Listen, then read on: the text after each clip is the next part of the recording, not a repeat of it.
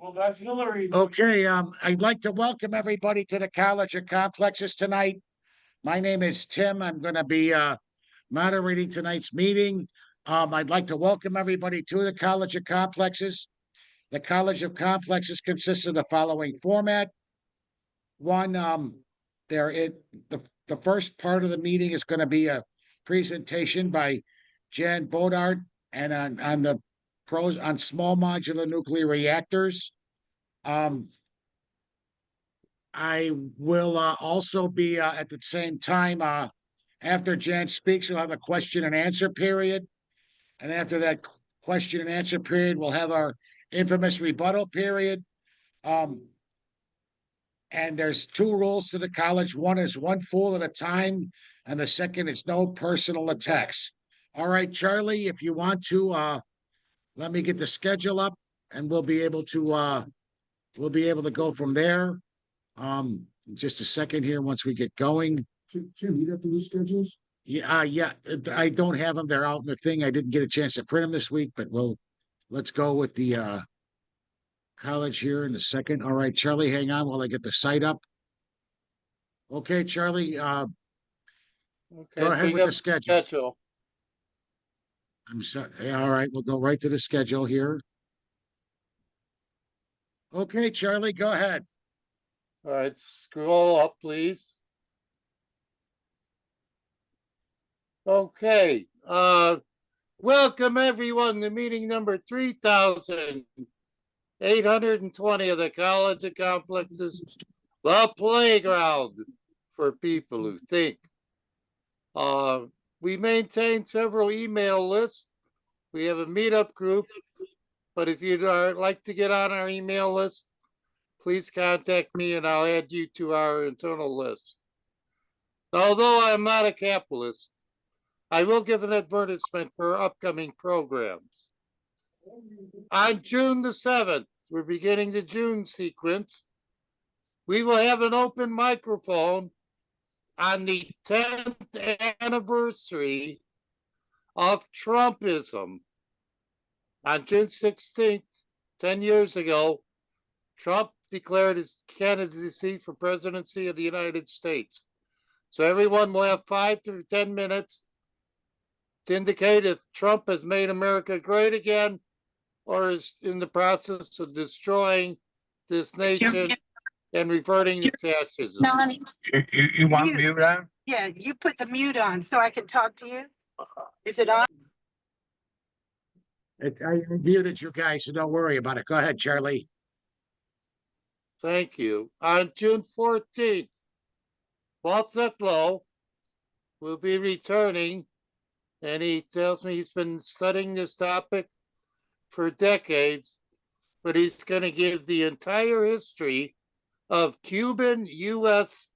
relations, foreign relations, dating back to the Spanish Civil War, June 14th. On June 21st, our own Tim Bolger will be looking at possibly the most well-known encyclical document issued by the Vatican, Rerum Novarum on the condition of working men, pros and cons, labor management issues from an ethical position. Plenty to discuss in that regard. That's June the 21st. On June the 28th, we will be covering a new topic, a country in West Africa, the emergence of Brian Traore is the colonial figure, and recently decolonized country. So look at what his policies are that are bringing attention to the international community. So it's West African politics on June the 28th. On July the 5th, yours truly, Charles Paddock, will be looking at a topic in the news. Should we invade or annex Canada? There are multiple factors to be considered. This will bring in a certain amount of the history of the Canada which I don't believe many of you are aware of. But I've got a very brief PowerPoint covering the highlights of annexing or absorbing Canada in some fashion, either willingly or unwillingly. Also, that on July the 12th, we've got a new program. We're going to be welcoming back the American Indian Association to discuss conditions affecting Native Americans. So looking forward to you on July the 12th. Okay, that's all for that. The college was notified that we've lost one of our long-term members in terms of announcements. We have lost one of our long-term members the other day, Sid Cohen, who has affiliated over 50 some years with the college and spoke many, many times on topics of socialism and so forth. Let us remember him in our thoughts, at the loss of one of our more enduring members. Thank you. Okay, what we're gonna do now is we're gonna introduce Jan Boudart and let us get her up and we'll let her speak now on the topic of small modular nuclear reactors. Let's give it up for Jan.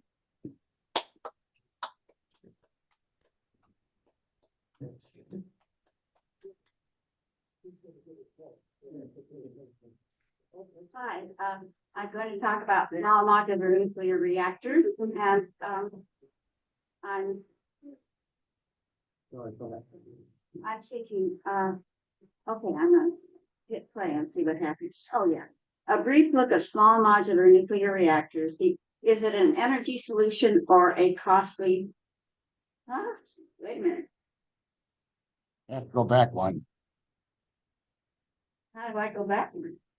Arrow keys. Wow. There we go. And this is based on a paper by Joseph Rahm, which I have brought for the people here at the college to take. I have printed it out, and you could take a copy if you want. It's his paper that I'm basing this thing on. So I'm a member of the Nuclear Energy Information Service, and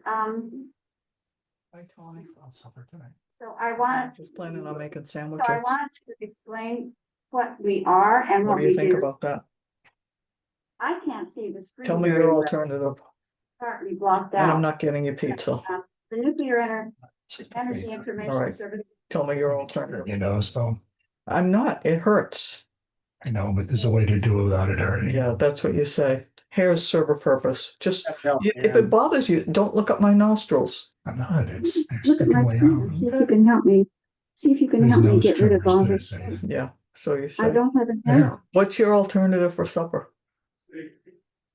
Well, it's. I was thinking about Five Guys. Okay, so we'll go back. Okay. The one over in But- Donata, What not the about one all this downtown. tonight? All right. Do you really want to do that, though? I could, You said you were making sandwiches. I can make sandwiches tomorrow. Tom, could you mute your speaker?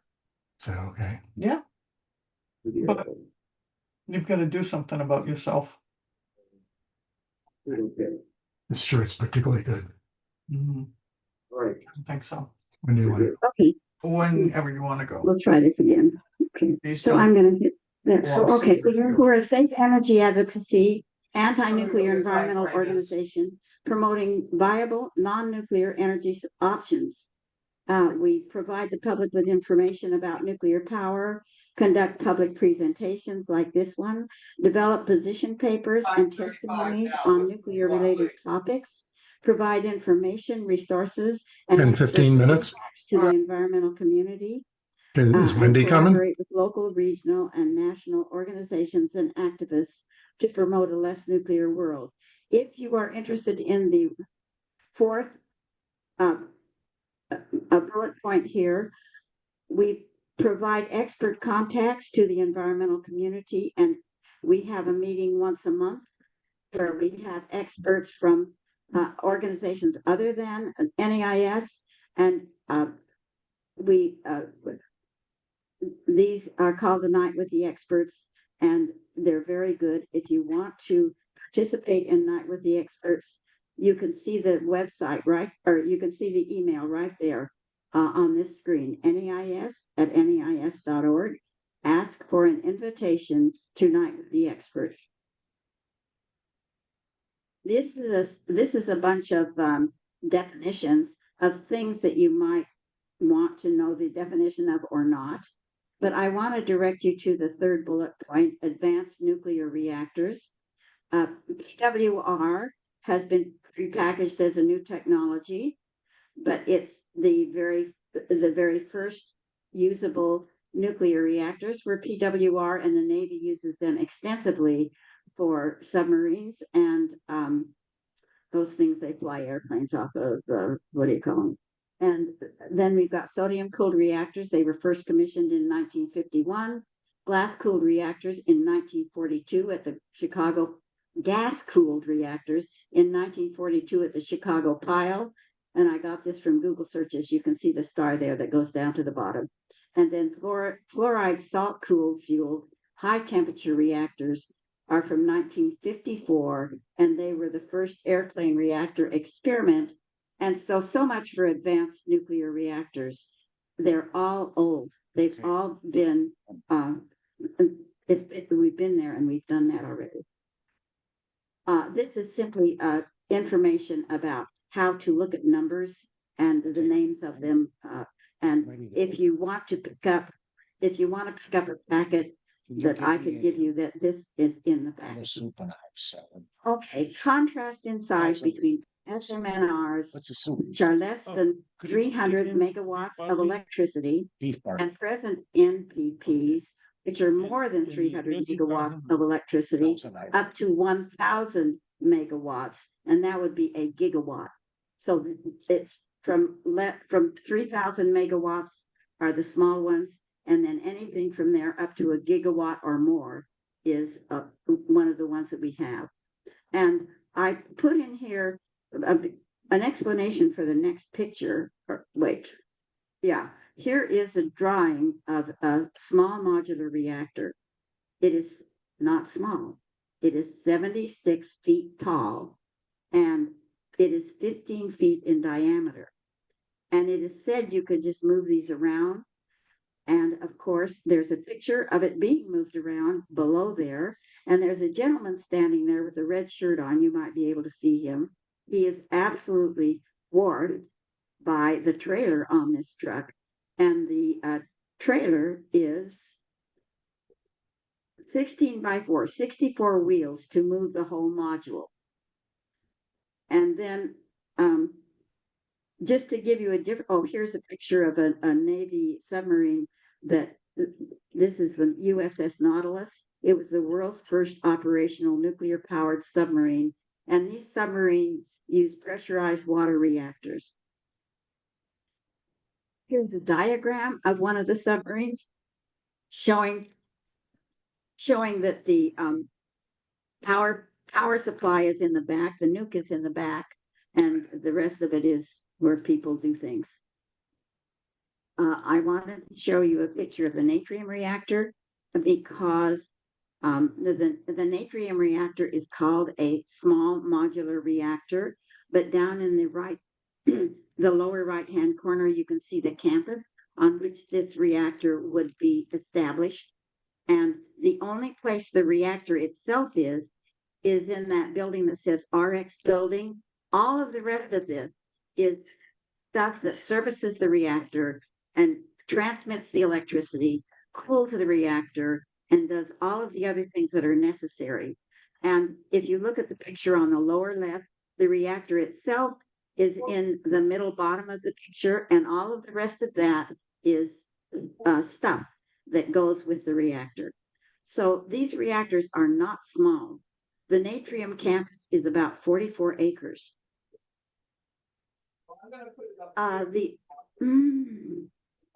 The old unit from the nuclear reactor from San Onofre Generating Station near Camp Pendleton, California, is shown as it is extracted from the facility in 2002. The carbon steel turned blue because of continuous heat. You'll see this in the next slide. The carbon steel turned blue because of continuous heat in excess of 650 degrees during the generation of electricity. It produced electricity from January 1, and notice very carefully that that was right at the beginning of the year, until 1992. It was removed from the plant 10 years later, 2001.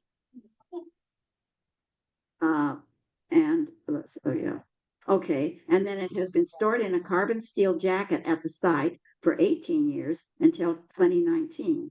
Then they pull this thing up, and you can see the enormity of it, because at the bottom there's a race weight where a person might stand if they're not very smart, and you can see that it would absolutely dwarf a person.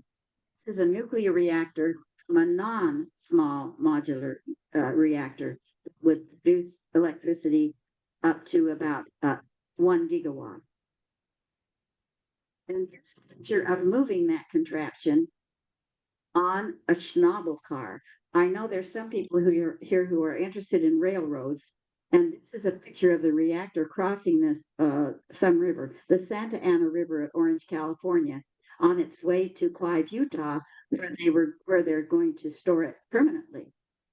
So they got it to Las Vegas, realizing that they could never get this thing through the railroad tunnels. And so I wanted to show you these pictures of the Schnabel car. There's different kinds of Schnabel cars, and the one at the bottom shows the Schnabel car with the reactor on it heading for Las Vegas. But when it got to Las Vegas, there were too many tunnels. It would not go through the railroad tunnels. They had to transfer it to a heavy haul truck.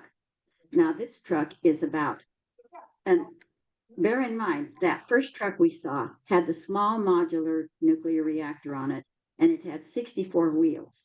This truck has got 132 wheels, and it's taking this thing to Clive, Utah, to store it forever.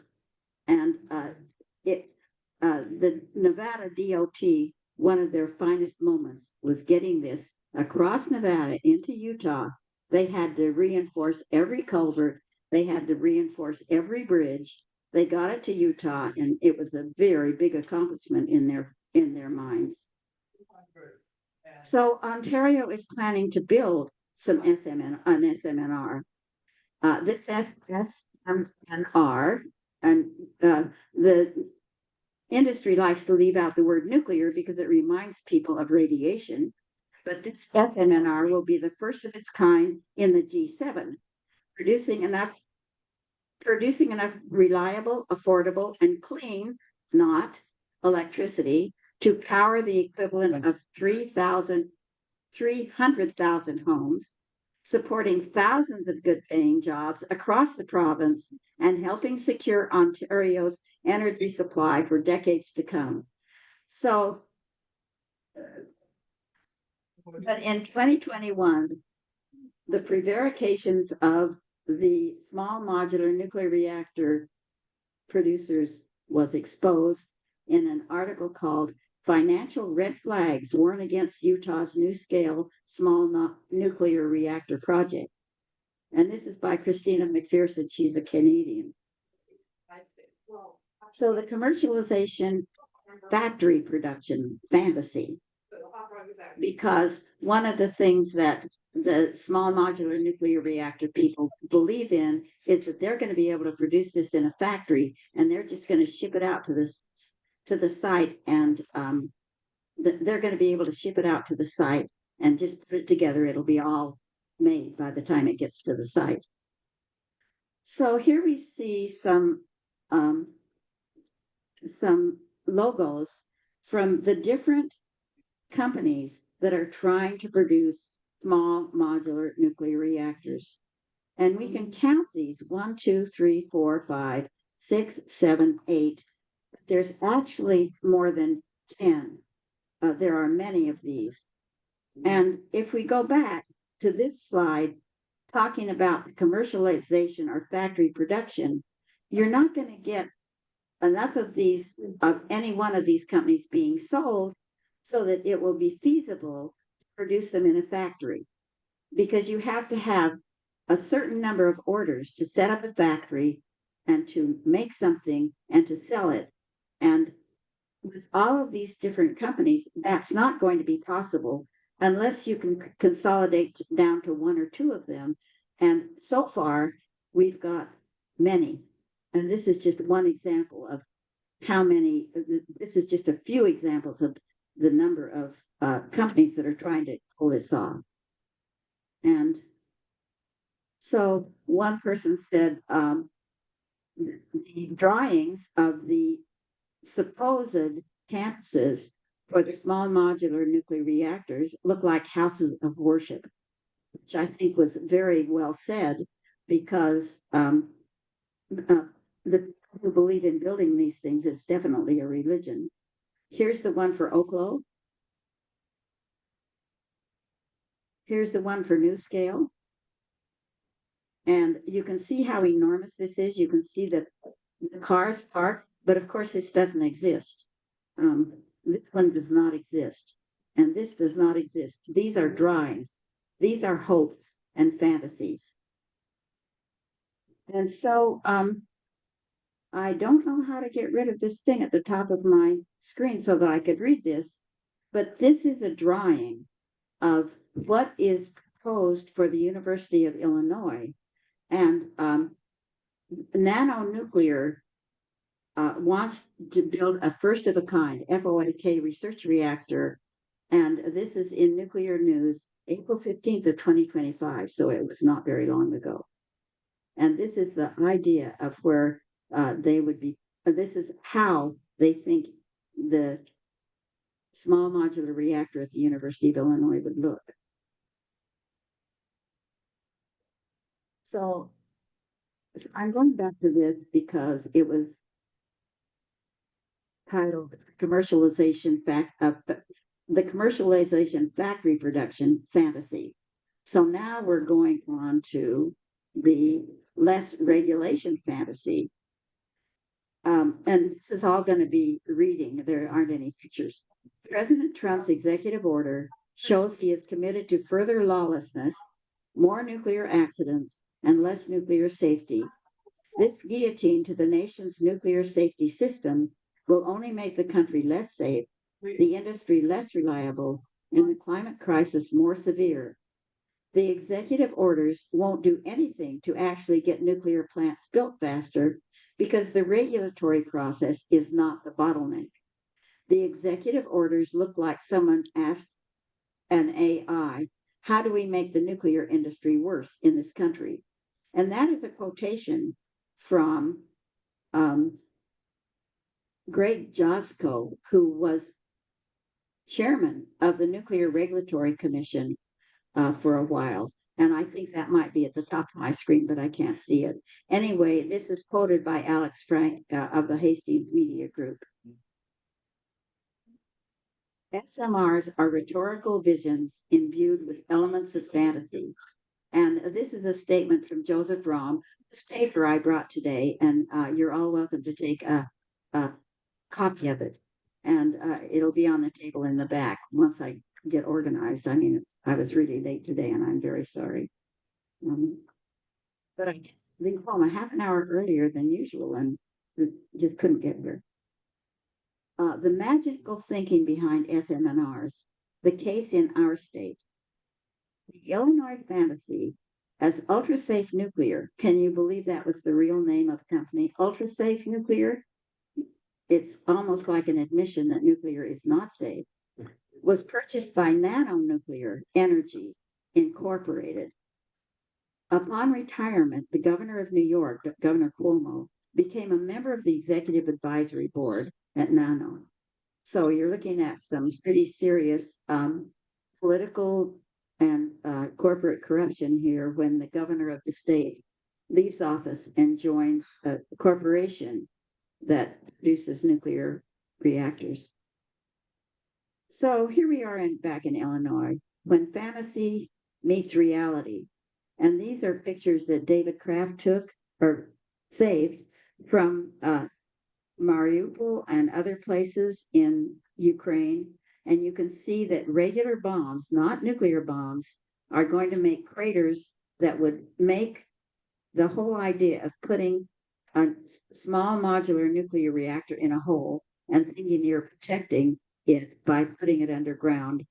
It leads, you can see the reality of what would happen in that case. So now we'll go on to SMNR financials. SMNR's cost per kilowatt hour electricity. So so kilowatt hour, and the E is for electricity. So just understand that in nuclear power plants, the electricity accounts for about, this is just really a rule of thumb. The electricity counts for about 1/3 of the energy that is produced by the reactor. And the rest of it goes as heat. And so when you're producing electricity with a nuclear reactor, you should have a factory there that can use the heat, because the heat is simply put into the environment and heats up the environment very, very effectively, and it's a lot of heat. So, we're talking here about the cost for electricity. Steam, right? Yeah. Go ahead, Jen. Yeah, but it could be turned into the kinds of heat that are needed in factories to do things, or the steam. Yeah, it comes out as steam, and not only that, the steam is water, and water is a serious, water vapor is a very serious absorber of heat in the atmosphere. It really compares to carbon dioxide and methane for absorbing heat, and the more water put into the atmosphere, the more climate disruption occurs because of the extra heat in the atmosphere. Okay, so I can't see all of this. I can't see the title. Can you see the title? Yes. Does it say small? Small modular reactors are most expensive energy source. Small modular reactors are the most expensive energy source. And this is a picture from Joseph Rahm's paper of projected costs. And these are, if you look in the upper left up here, it's the cost in dollars per kilowatt per year. So it's cost of the electricity per kilowatt hour. And it includes the cost of construction and the costs of the other costs that can be included to make it make sense for what it really costs, and not just at the point of production of electricity.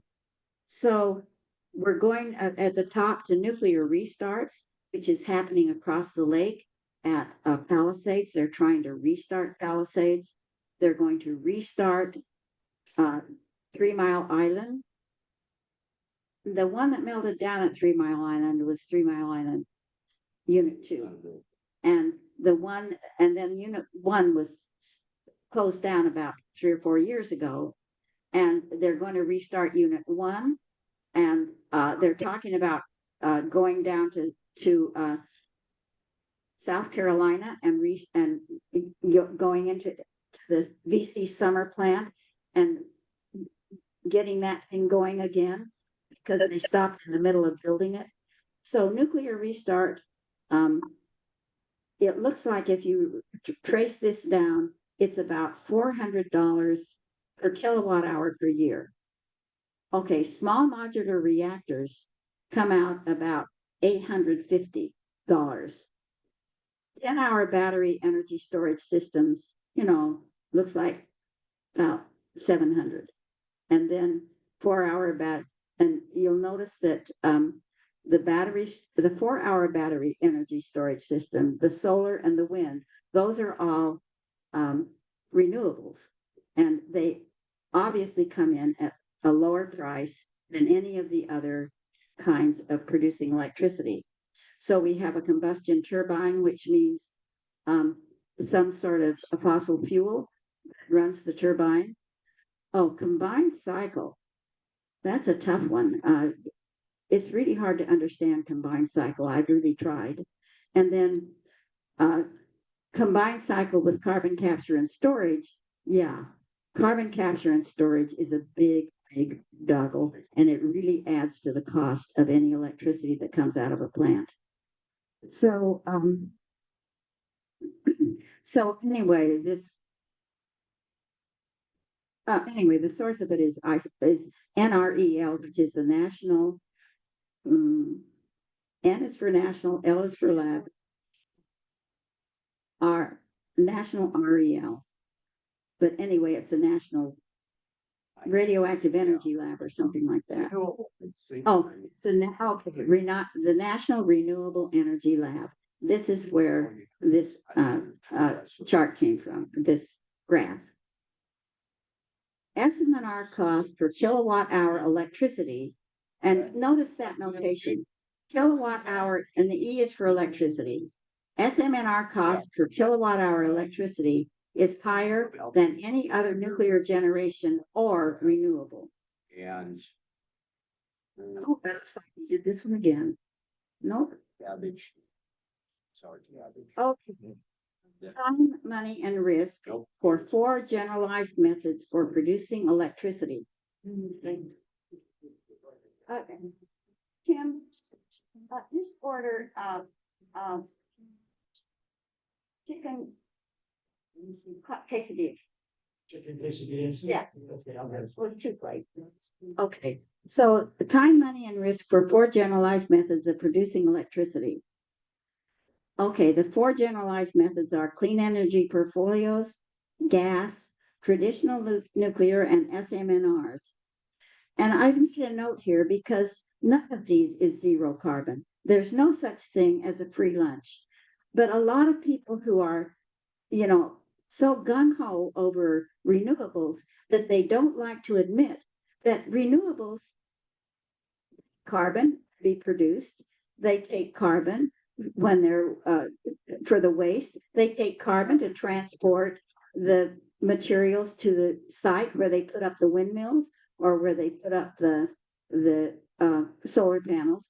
So don't kid yourself. Nothing is free. None of the ways of producing electricity is free. But in the next slide, it's denied. So, oh, I can't read the top of this. I hope you can read it. Can somebody read it for me? The title of this, it's all blocked out on mine. Nuclear's high cost and drawbacks far outweigh the benefits of being zero carbon. Nuclear's high cost and something or other far outweigh the benefits of being zero carbon. So you go to these, the 4 ways of producing electricity across the top of the graph or whatever you want to call this. You see CEPs, and that stands for Clean Energy Portfolio of Wind, Solar, Storage, and Flexible Demand, so it's the Clean Energy Portfolio, basically, that first column. And then this second column shows you gas. The third column is old nuclear power plants we're used to, and the last column is the small modular reactors. So then we go down on the left-hand side, zero carbon. They say CEPs are zero carbon, and I just told you I don't think they are. And then gas and large nuclear and nuclear SMNRs. Are they flexible?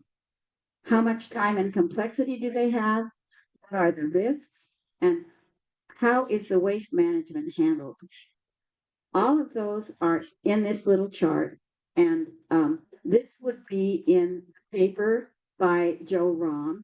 And like I said, you can pick up that paper, and these will be in the paper, and you can look this over again. But the basic fact is CEPs produce a lot less carbon. They're more flexible. They take less time and are less complex.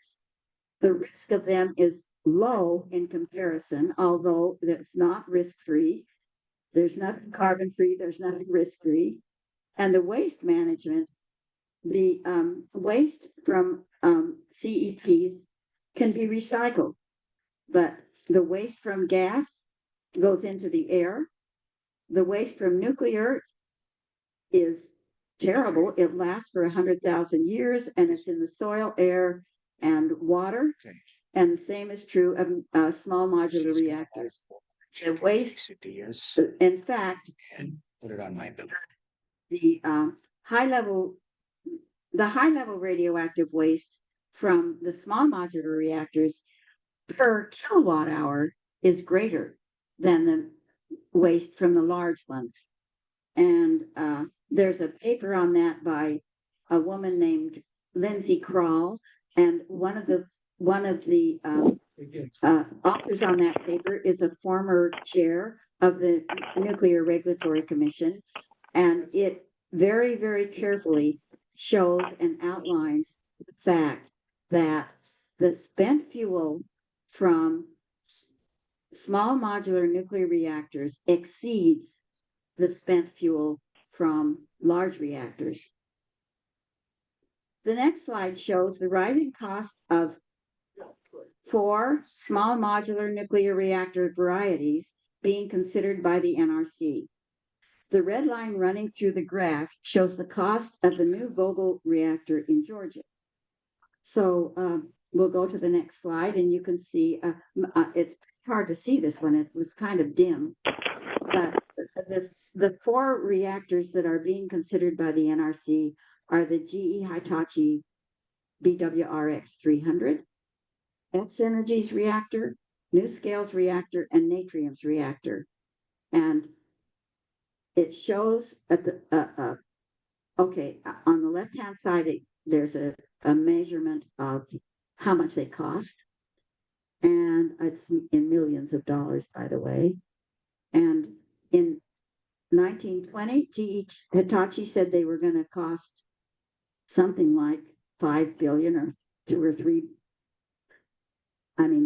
30 million or 20 or 30 million.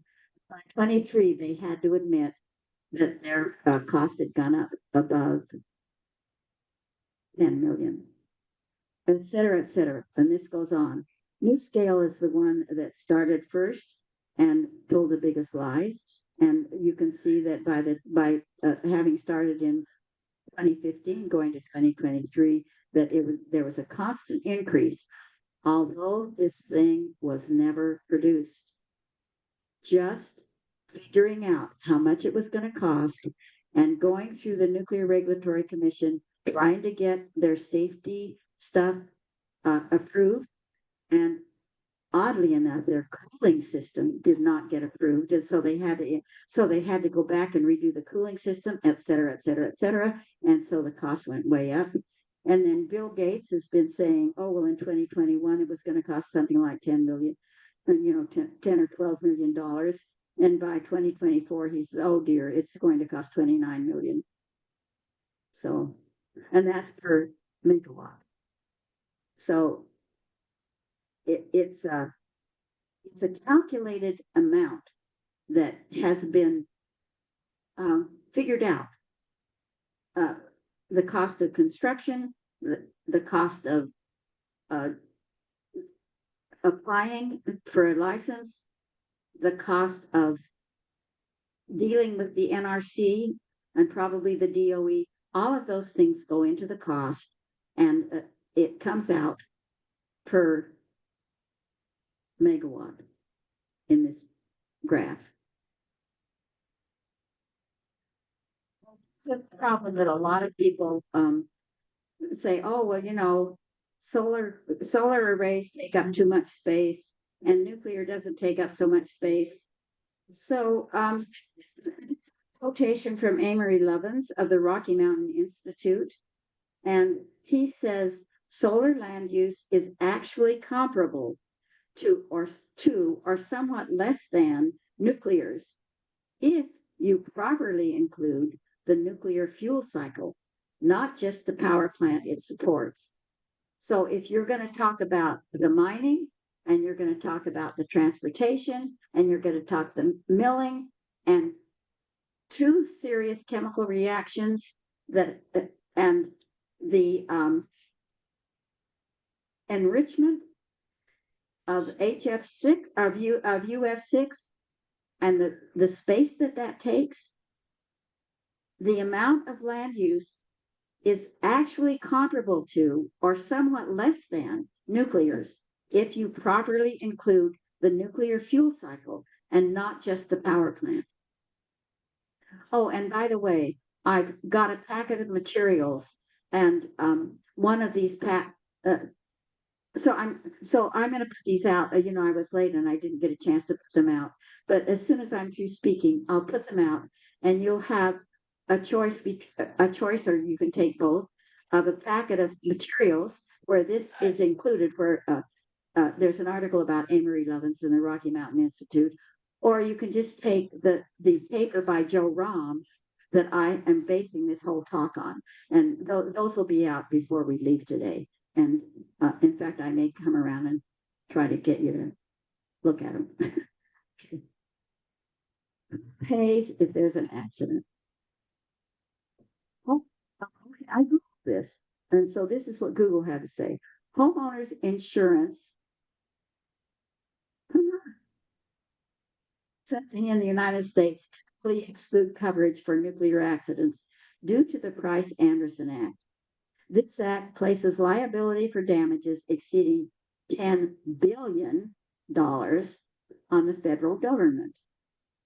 And the nuclear industry maintains a fund for the first $10 billion in claims, so that if there's an accident, the nuclear industry will pay the first $10 billion. Anybody have any idea how much the accident of Fukushima cost? Dave, is it a trillion? They estimate turnover of 600 to 800 billion. And Fukushima is currently at 300 billion in last. 300 billion. How many people died in that country? Fukushima accident. Well, I don't know if that's a very good statistic. That's about the grossest statistic, how many people died, because if you count the suffering of the people who were injured, who had to leave their homes, and who, there was a article when after Fukushima happened of the people who had to leave their homes, and they put them in boxes, and you could see the streets and these shacks that they put up, and a lot of the people that happened to had severe mental problems, and they committed suicide because their lives had become hopeless. I mean, just say how many people died. That kind of gets to me, because that is really. People dying of all. What's this? Very accurate. Yeah, I usually like. Yeah. Yeah. He doesn't intend to tell the story. Finish reading this slide, okay. Okay. Hi. The Price-Anderson Act. This federal law establishes a system for dealing with nuclear liability, including setting liability limits and covering claims for damages. The Nuclear Exclusion Clause. Standard homeowners insurance policies contain a nuclear exclusion clause, meaning they do not cover damage caused by nuclear events. Nuclear power plant liability. Nuclear power companies are required to have liability insurance, and they are responsible for covering damages within the affected area of a nuclear accident, according to Bankrate. And as you can see, Bankrate is lying about that. Anyway, that I've put in on this slide where some of this information comes from. Okay, I can't see the top of this, but I'm pretty sure Safety it says fantasy. what? It's called the safety fantasy. The safety fantasy. And I put in this type because the type looks so fantastic. SMNRs need no emergency zone beyond their own footprint. That is a fantasy. Oops. Oh, there we are. How is this happening? I didn't ask it to do that. You have to wait for this to come down now? Where's my slide? It's just, I don't know, Jan, How can I go back? just, Go ahead, just leave. I want that pink slide. Go back one with the arrow. I tried that. Okay.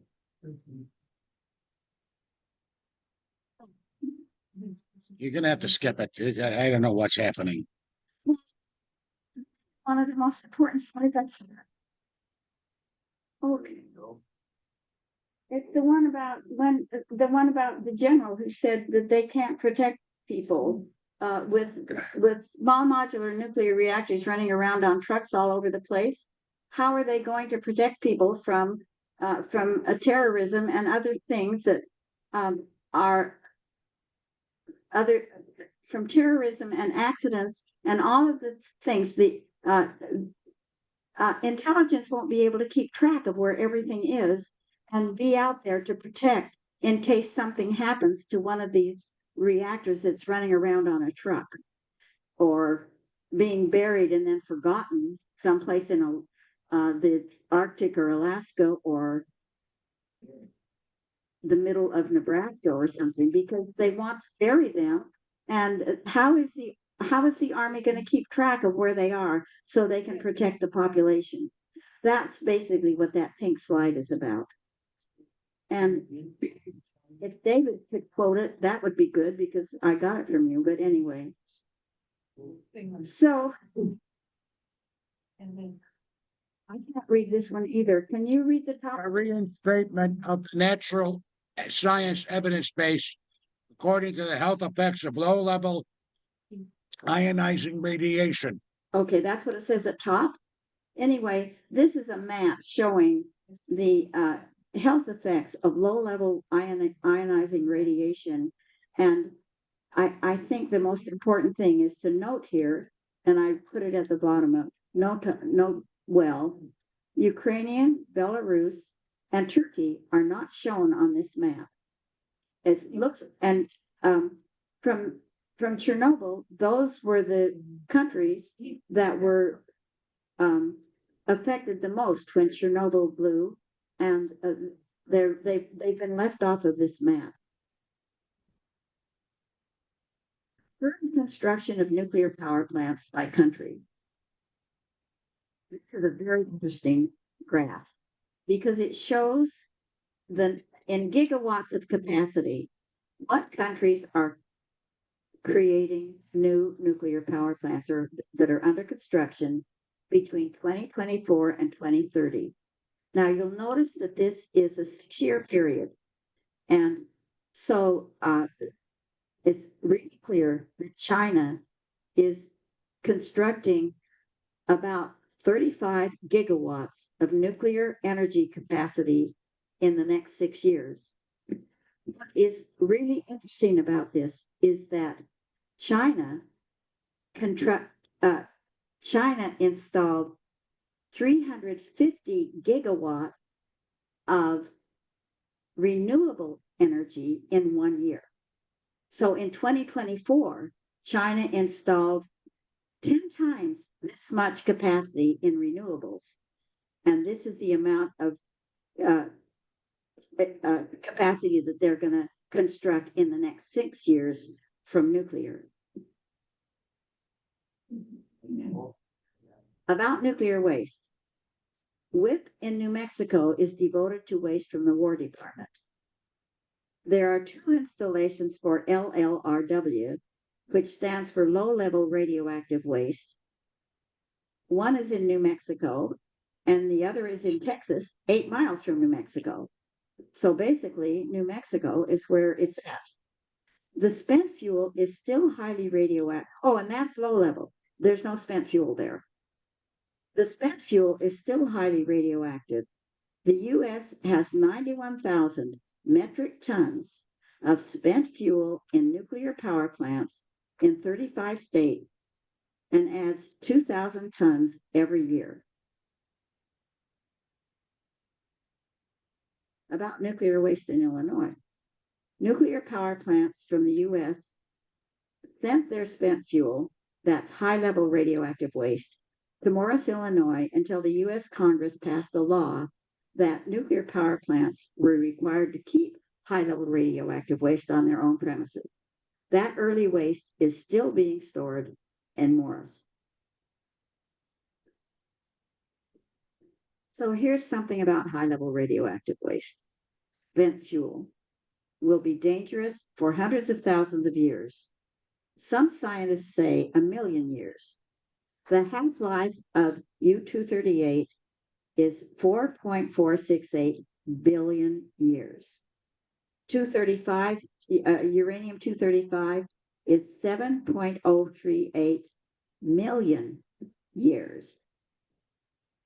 239 plutonium is 24,000 years. All of these are way beyond the scope of human life, and Is that P20? No. plutonium is almost entirely, and I know I'm being redundant here, plutonium is almost entirely a completely man-made isotope. It has an affinity for biological tissues. Admiral Rickover, of course, I remember Admiral Rickover, but that's because I'm really old. Admiral Rickover, who established the nuclear navy, believed that life on Earth was unable to begin until nearly all the plutonium on Earth had decayed. About 10 times 24,000 years, which is 241,000 years. And after that much time, of letting plutonium decay, it was possible for life to begin. So here's our favorite cartoon. Longer operation equals more high-level radioactive waste. And here's a man with his arm around his young son saying, "One day, son, all this will be yours." And we're passing on the nuclear waste to our kids and grandkids. And I thank all of you for listening. I hope I didn't take too long No, for you too much. And I can tell that everybody had the same problem with traffic that I did today. Thank you. all right, Jen, hang on, I gotta, It's question and answer, right? Oh, yes, I gotta shut, if you want to get to any of my slides, that we can go back. I hope. I think I can go back to we them. can, but, I'm gonna shut down your screen sharing now if you don't mind. Because what if somebody wants to go back to a slide? Well, we gotta see them too, so You gotta, I'm gonna shut yours down, but I can always go back. You okay, can always reshare, but, okay, well, I'm gonna plug in and get started. okay, yeah, go ahead. Is this PowerPoint available anywhere, Jim? We can make it available. I'll read it to you, yeah. Okay. You want, Mike, hey, Mike, what do you want? Sure. No, I'm gonna take this, shit. Yes, we do. We don't need the slides, just go ahead. Go ahead, Mike, go ahead. Loud, Mike. Loud, please. Yes, you can see this, that, the nuclear company really love the concept of climate change, Okay. true or not? They are very pro climate change. Damn it. They believe it is real. Well, what's your reasoning for that, Mike? Because one of the best reasons, one of the big reasons nukes are popular now is because of climate change. This. I showed you all the different possibilities, but all of those logos from the different SMNRs that people that the nuclear power companies own, or they own the logos, and some of them build big nukes. And this is going to take, for this to be sorted out, it's going to take a minimum of 5 years, if not 10 years. And then it will take another 5 or 10 years to build the darn things. And renewables can be put up in a couple of years, or even sometimes with solar arrays can be put up in 6 months. And in the meantime, while we're fooling around with all of these nuclear power plants, climate change is getting worse and worse and worse. And we're losing this opportunity to this opportunity to telescope that time into the amount of time it would take us to put renewables out. But you know that all of this hype about nuclear being good for climate change is just hype, because it isn't. We don't have time to do nuclear for climate change. I mean, we need to do something today. We need to do something right now to stop putting carbon in the air. And nuclear power is going to take another 10 years to even get started. Hey, Isn't it? Yeah, all right, hang on, Ellen. Go ahead. just coming back from a Schiller Institute conference where, they gave a very good demonstration of it was actually thorium nuclear reactors, saying that there's a lot of them in China already, and their argument sounded somewhat like yours, that like it was safe and it created water, and that it's really kind of necessary. But I think on the other side, it's like there's a lobby or something that is, I think the lobby usually for nuclear, and I mean the bad nuclear, I think that you're talking about, the big 3 Mile Island things, is a lot of people say that there is no climate crisis, that carbon is a kind of manufactured issue, and but that we really do need to have enough electricity, that wind and so won't do that, be enough. And this was the Schiller Institute where they were saying that. Yes, and they, and I'm skeptical of things just largely because what I've learned here. But they had a guy from South Africa, but and so you never know whether this is a kind of fascist, psychological or propaganda, operation, or if really they have developed a safe movement. So I could find it was like the 7th module of it was a 2-day conference in New York where Schiller is now. And they're mostly telling the truth and good, honest, progressive science. The whole idea is to think scientifically. So maybe you can find while we're here, but I don't know if you've heard about this. Of course we couldn't be here without hearing about thorium reactors. This Yeah. But the thorium reactors do require uranium, because thorium is not fissionable. It is fertile. And when you blast it with a neutron, it does turn into a fissionable isotope.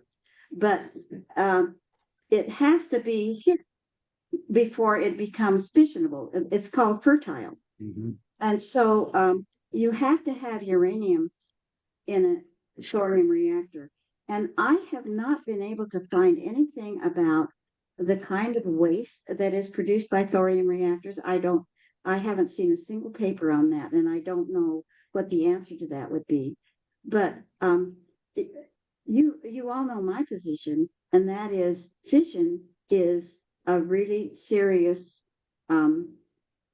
dangerous process, and it produces a lot of waste. Helen Caldicott has got a list of progeny from fission, because when you hit those atoms or those isotopes with a neutron and they split open, they can produce God knows what.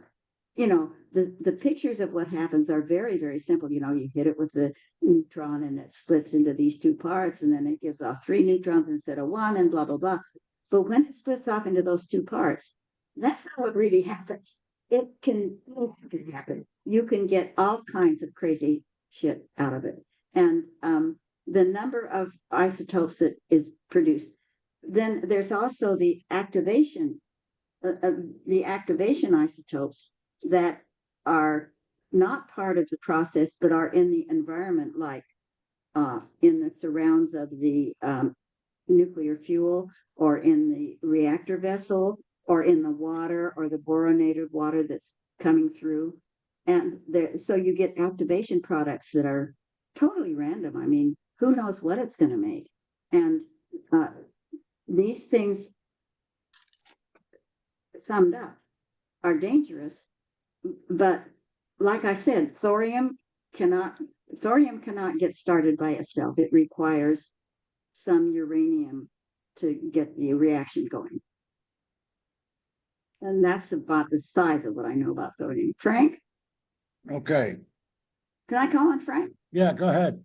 It's George. George. I'm sorry, I'll call you Frank forever. Sorry. Uranium, didn't Hillary Clinton sell 25% of our uranium to Russia?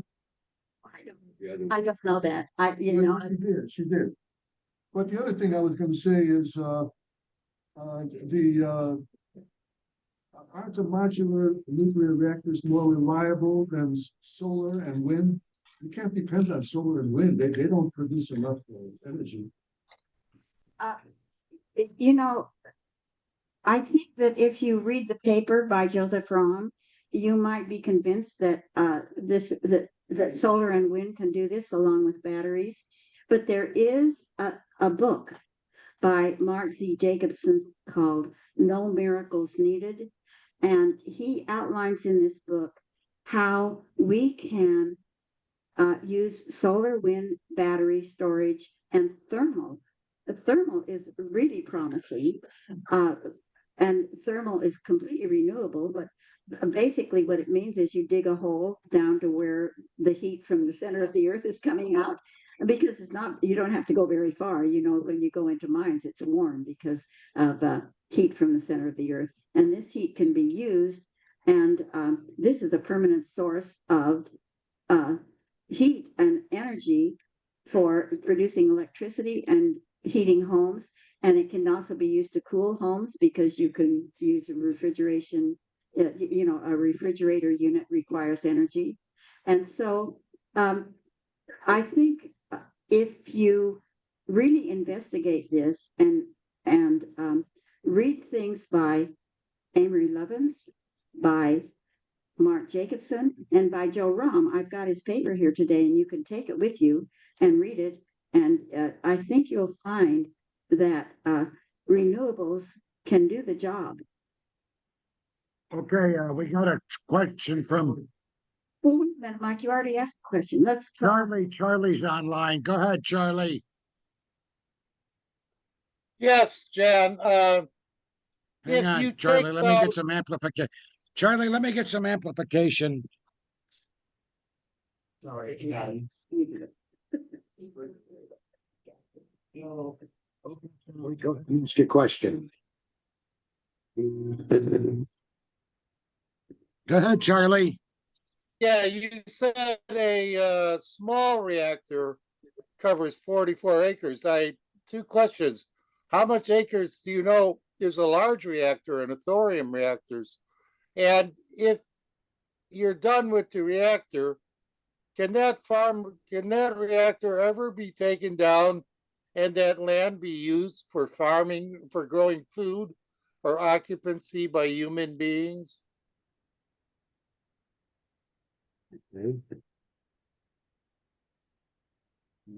Question.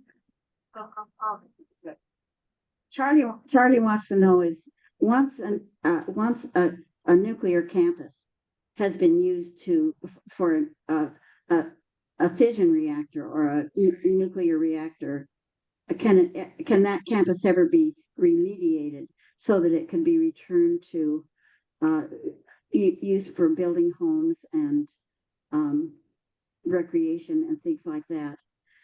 And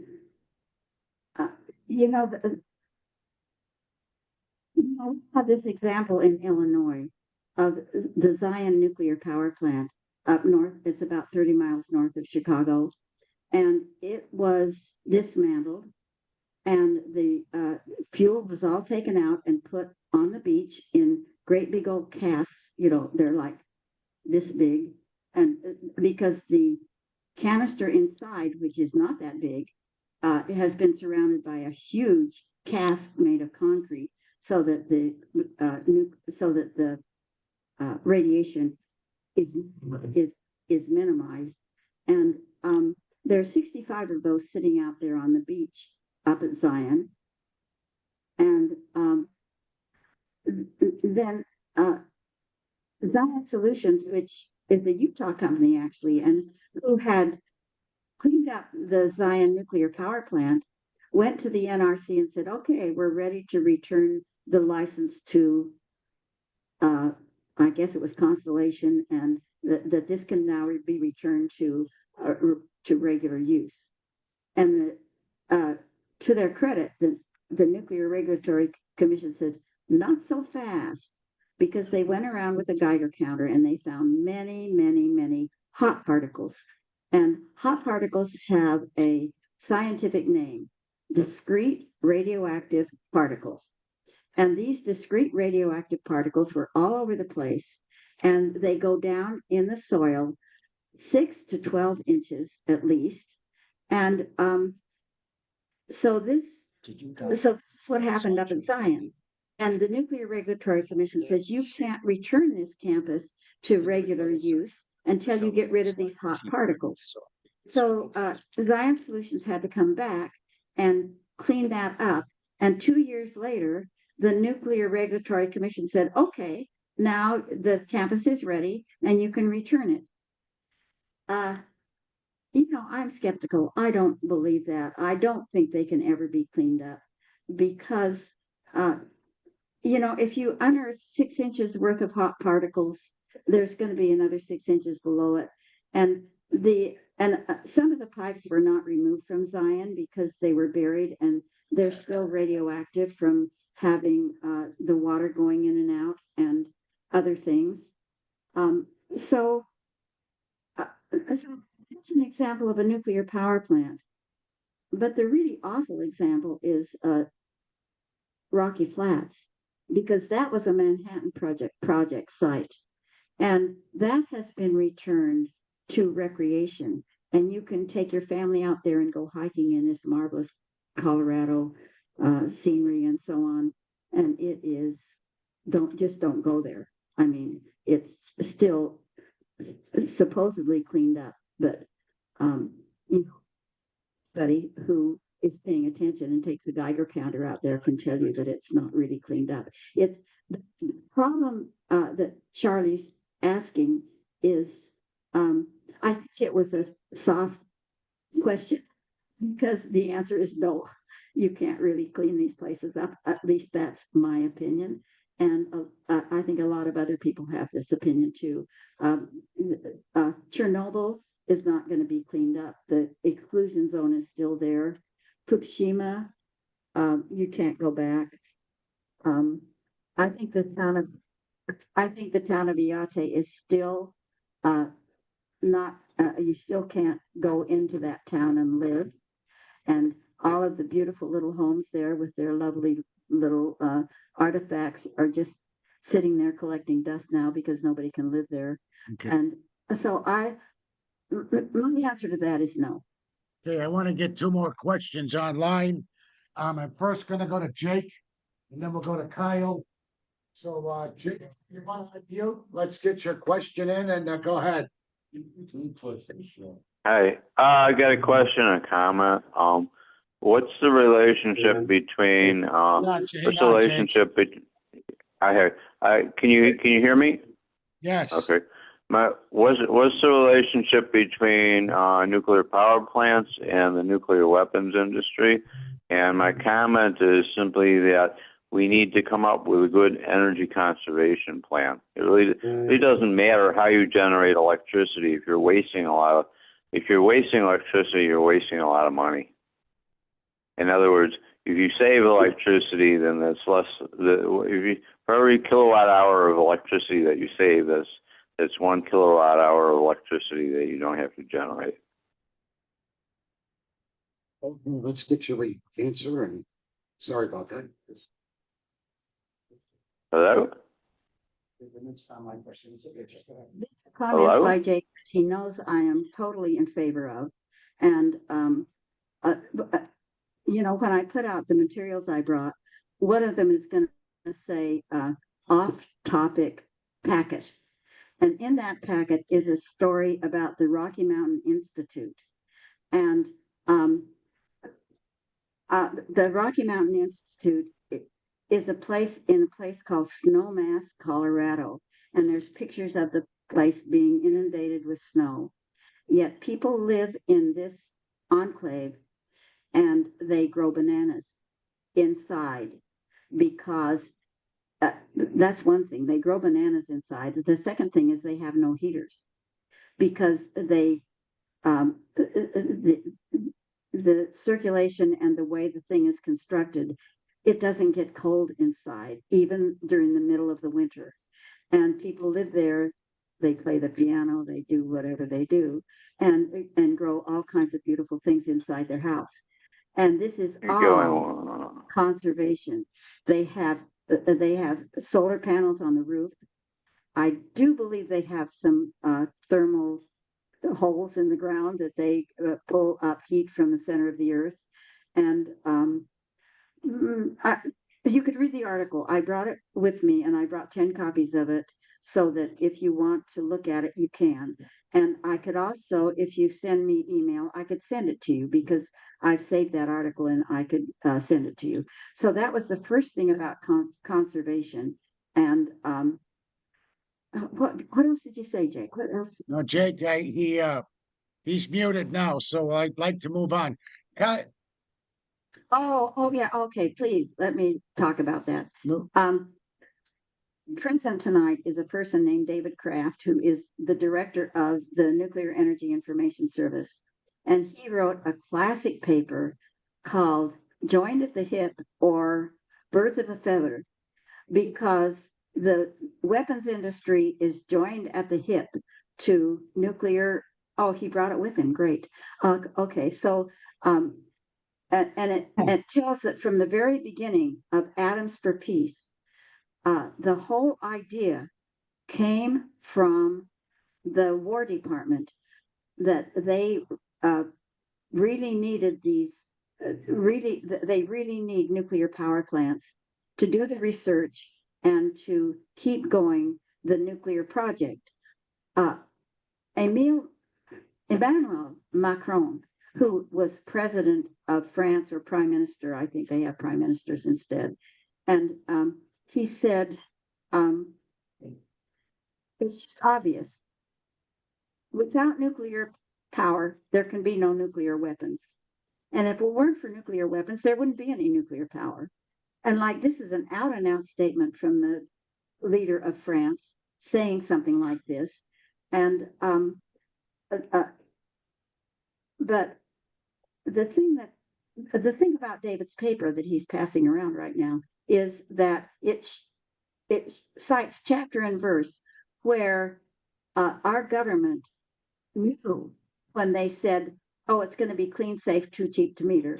They knew it was not clean. They knew it was not safe. And they knew it was the most expensive thing you could possibly do to produce electricity. But they pushed it, and they're still doing that. Now they're pretending that it's a foil against climate change, and it's not. But the reason we have to keep producing nuclear power plants is because the War Department needs it. Okay, Jake.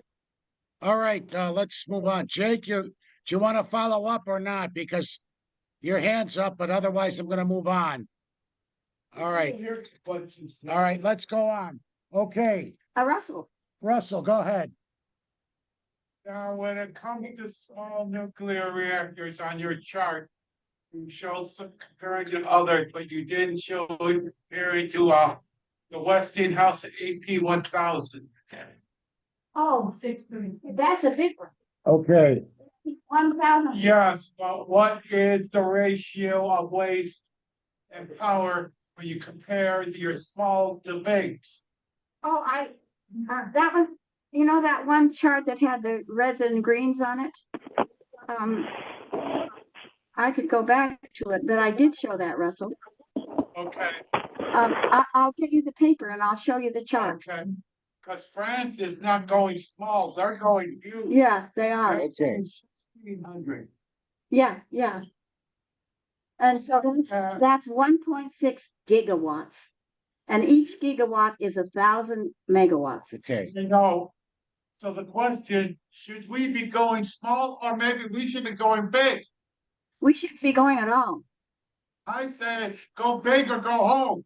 And I say with Zion, the perfect use of that is to put an AD-1000 there. Okay. Yeah, so this is your opinion and I suppose you're entitled to it. Replacing the old reactors with new reactors, a new modern, which is gonna be cleaner and safer. There's improvements. Okay, Russ. Russ, we'll wait for the rebuttal, Russ. Okay. Go ahead. I'm gonna get Kyle next on.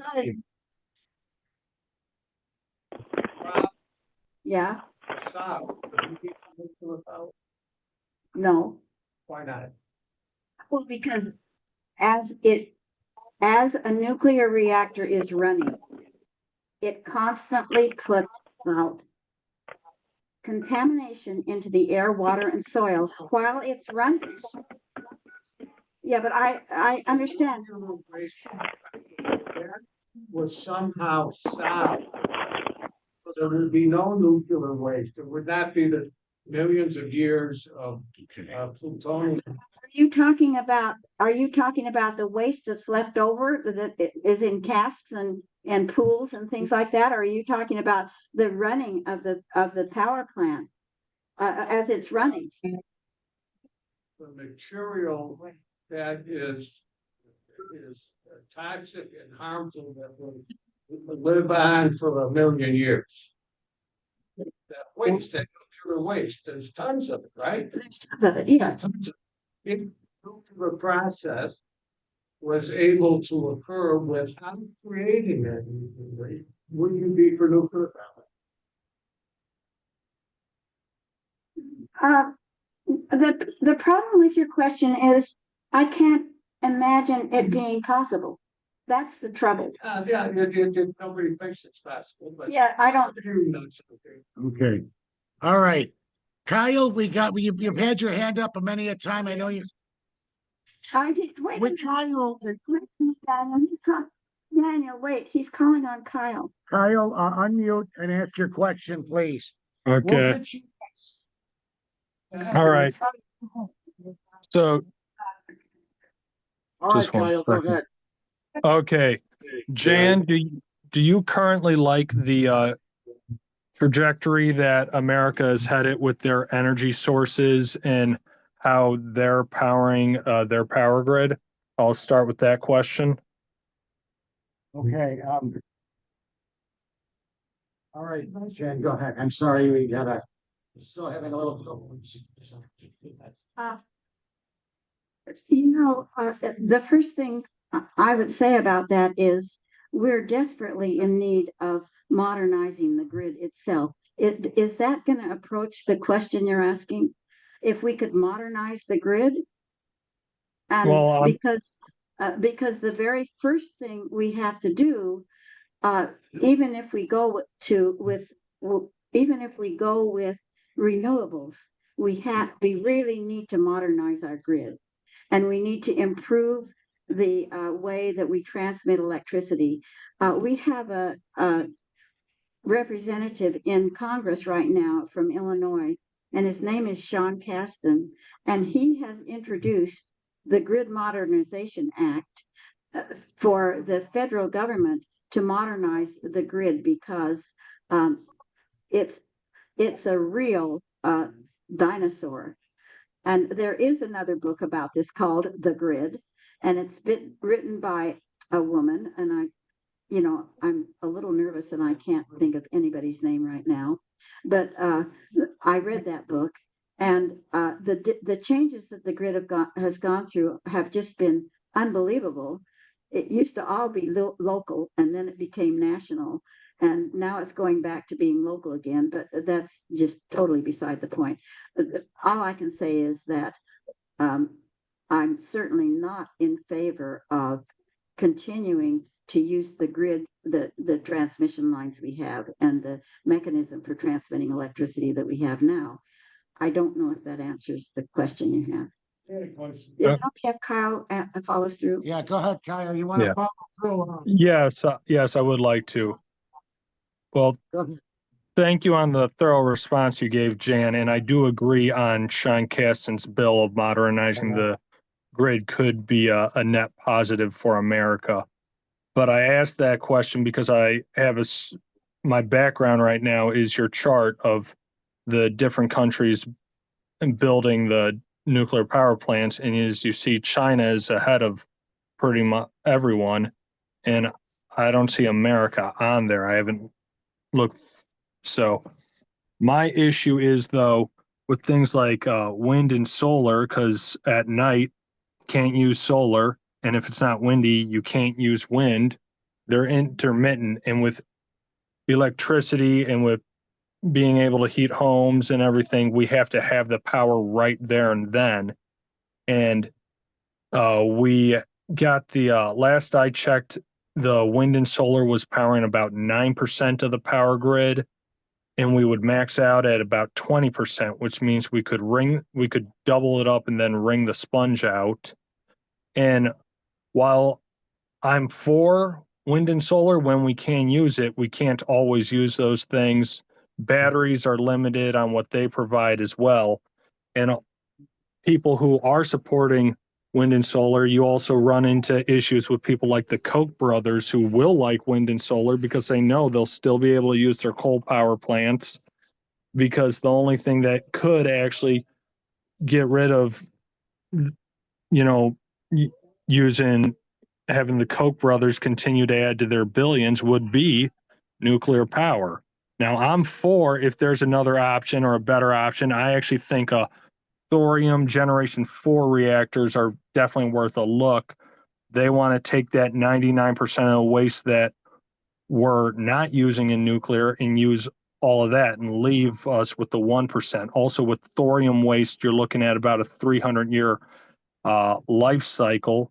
So essentially, my grandchildren will be able to know the nuclear waste about the size of a golf ball that would power everything I'd need for my lifetime, and then could be tracked quite easily.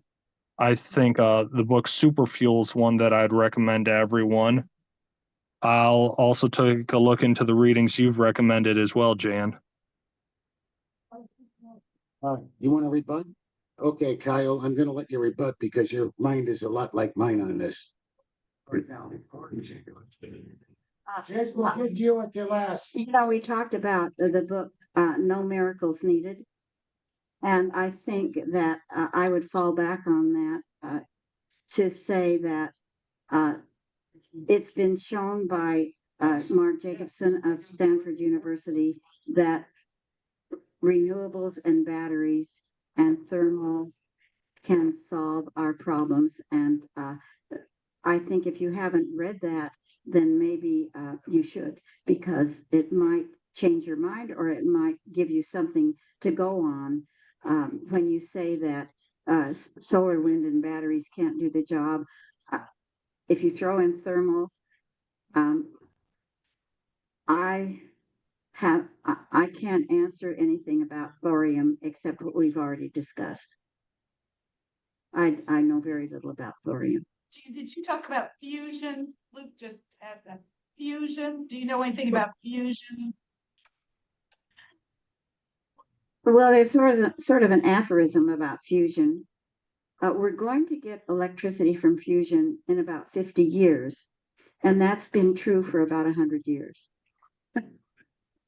So shall I call 130 or so fusion reactors around the world. They produce a lot less. They don't produce anything.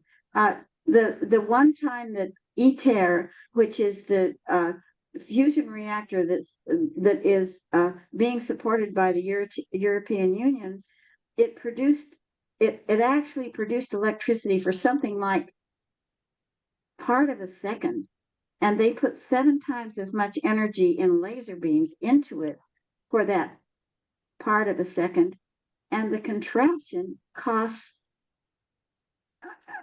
I should have brought a picture of that contraption. You look at it, it looks like it looks like a mechanical octopus that is Okay. 200 feet across, and there's more wires and tubes, and you look at that and you think, oh, what could go wrong here? It's like it's just it looks like it looks like a Rube Goldberg. And I am not the physicist that believes in it or has made it, um, uh, and I think that fusion. We already have a fusion reactor, and it supplies all of our energy, and it's in a safe place. It's 93 million miles away, and that's our good old fusion reactor. So can I call on Mike or? Yeah, go ahead and call on Mike, and he'll be our last question. Oh, Charles. Charlie, okay, I'm sorry, we got two questions, but we're gonna have to go with only two because we gotta get the rebuttals.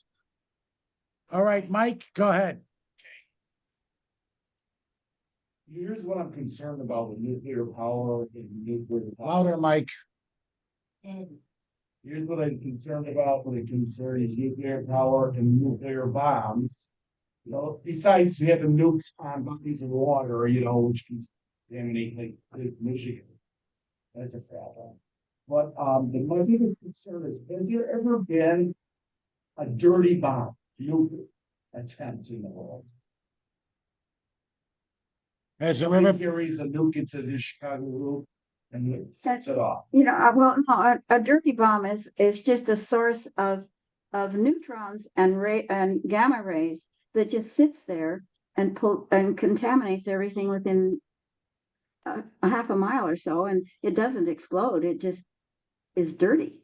Has anybody attempted a dirty bomb, a nuclear dirty bomb ever in the world?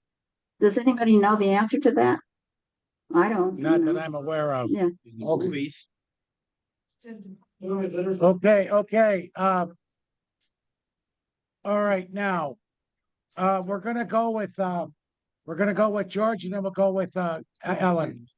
George, and this will be Ellen. You'll be the last questioner. Hey, What happened to me?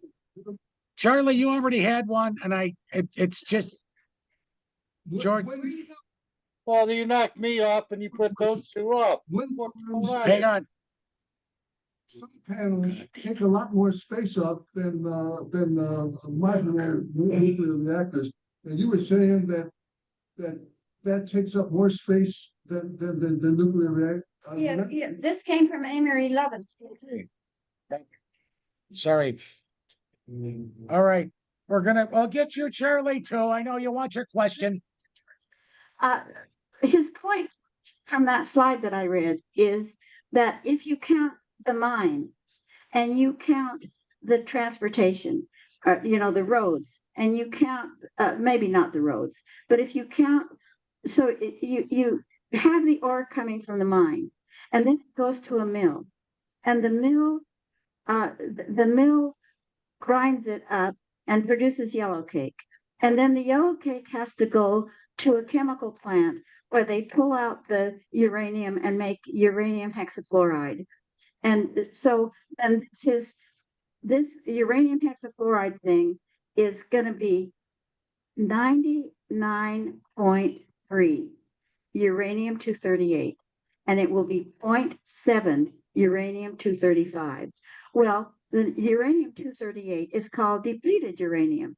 And so they put through a process in another place, and there's one going right now in southern Ohio, where they run it through a whole lot of centrifuges, and little by little by little by little, they enrich it so that the uranium-235 and there's enough of it to make fuel for a nuclear reactor. So finally they've got enough uranium hexafluoride that's got enough uranium-235 to make fuel. So then they have to take it to a place where so then they have to turn it back into yellow cake. So they take this stuff and they put it back into yellow cake and run it to another place where they formulate the fuel. And So this is a fuel formulation place. It's down in Paducah, Kentucky, or I guess something like that. And so that's where they make the fuel. And then the fuel has to be made into these little, oh, well, no, this would be making the fuel into these little pellet things.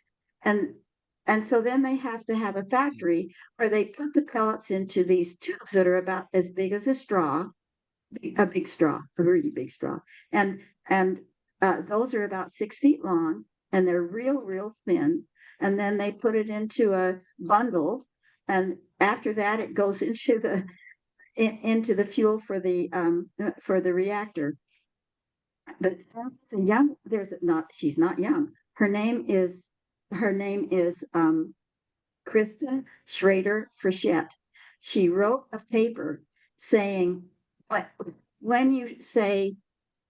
when you talk about making uranium fuel, there are 13 steps in making uranium fuel, starting with the mine and ending with the waste. There's 13 steps there. And if you count all of the spaces or the places that it takes to make that uranium fuel, and you count the campus of the nuclear power plant itself, it is more space than is taken up by a solar array. But we get sun panels from China, a lot of them. Good. Okay. All right, we gotta keep moving. All right, we're gonna take all the questions, but just remember, you're going into rebuttal time now. All right, so go ahead, Ed. Right. Uh, Mine was, yeah, I heard that Go ahead.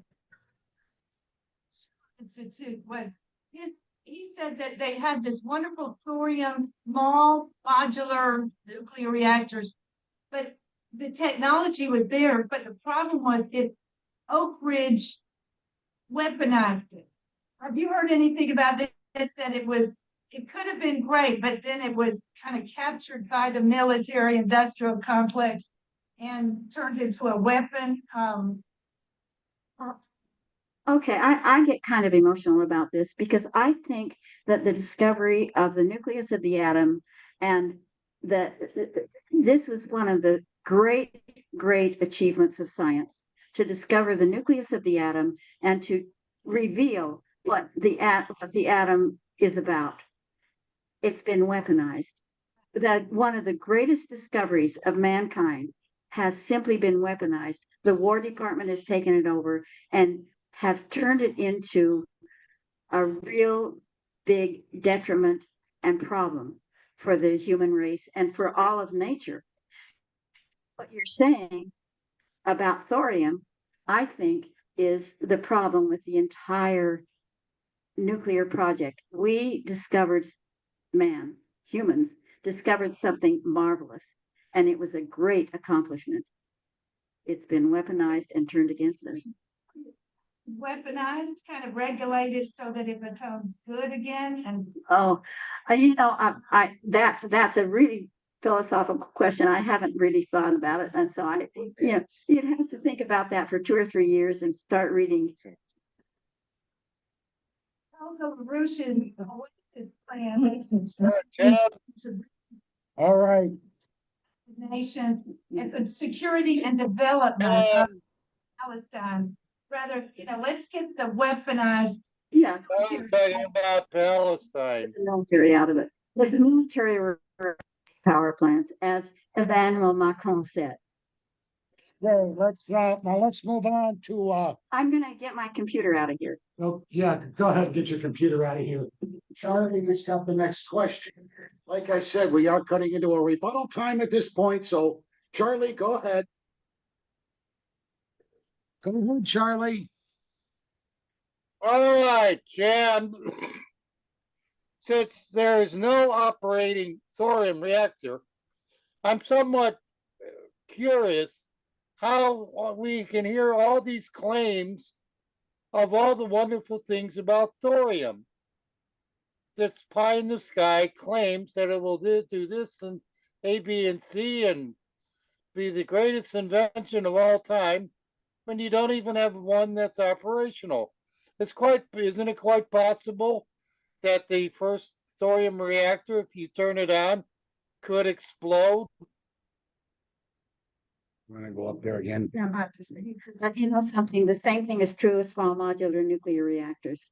They talk about them as though they exist. They talk about them as though they are running right now. You can see in the language that they are really confused about this, that when they should use the past tense, they use the present tense. When they should use the subjunctive, they use the present tense as though these things were really working. And so when people talk about thorium, I really have almost nothing to say about thorium. I don't know enough about it to even, but I do understand the language of this prevaricating language where they use language to pretend or to make you think that these things are working, and none of them have ever worked. Okay, Jake, you got a question? Go ahead. Jake, unmute and get your question in. Two rebuttals. No, we gotta wait for Jake. Jake, you want a question? You had your hand up. Rebuttal time. Jake's gone. Jake's left the building. Jake, did you want to ask a question or not? No, gee. He doesn't Okay. have his hand up. He had his hand He up. I took doesn't it have down his because I hand was up. calling on him. Okay, so we moved. If you would load that, get him very. He does look. You leaving? No, all right, we're gonna go to rebuttals now. And I'm gonna give everybody about 4 minutes or so. I'll be one of them in there too as well. All right, Mike, just keep a slight distance from the mic. We're gonna go ahead and start right up here. You're next, and then you're next. I got a 1 minute. Then go ahead and get it. Well, we'll just get up there and go. All right, you have something up. Go ahead. Rebuttal time. So I'm I get, there's electricity power coming from so many different sources now. And eventually the answer will be the center of the earth, thermal power from steam. Yeah, of course. I know they're working on that. It's the future. Nuclear, the only problem with nuclear, besides getting rid of the waste, you could dump that into some stupid mountain out in Nevada. You were trying. You drop that. Is that part of the speaker? Is that part of the mic? Okay. Here's the problem with nuclear is that it has to be near water. And nuclear stuff doesn't work with water, isn't good with water. But you got to have water to be a nuke, to make steam, right? It's like a steam locomotive. It's like a tea kettle. Yeah. So the problem with nukes would be a little more safer if they didn't work near the water supply. But this is the problem with Republicans. Now we got another actor in the White House, just like Reagan and some of these guys that get kickbacks on everything, and the Republicans always get kickbacks. Even the Democrats, the whole filthy 500. Which this non-regulation stuff. And obviously nuclear power has to have lots of regulation. I mean, crazy regulation, just like a lot of things need regulation. And when the Republicans get their kickbacks from all the banks, all the big industries, they're like, no, we want to do whatever we want. No regulations. Get the regulators off our backs. And the Republicans repeat that crap. And things get less and less safe and less regulated and less better for the environment, the economy. So regulations, of course, are very good. Unless they're proven wrong. But, so this probably is the case with nuclear power. You got to have it super regulated and lots of oversight. And this is what this is. He's getting rid of all the oversight, all the regulators. Nobody's watching. The foxes are watching the hen house, right? because Trump gets kickbacks.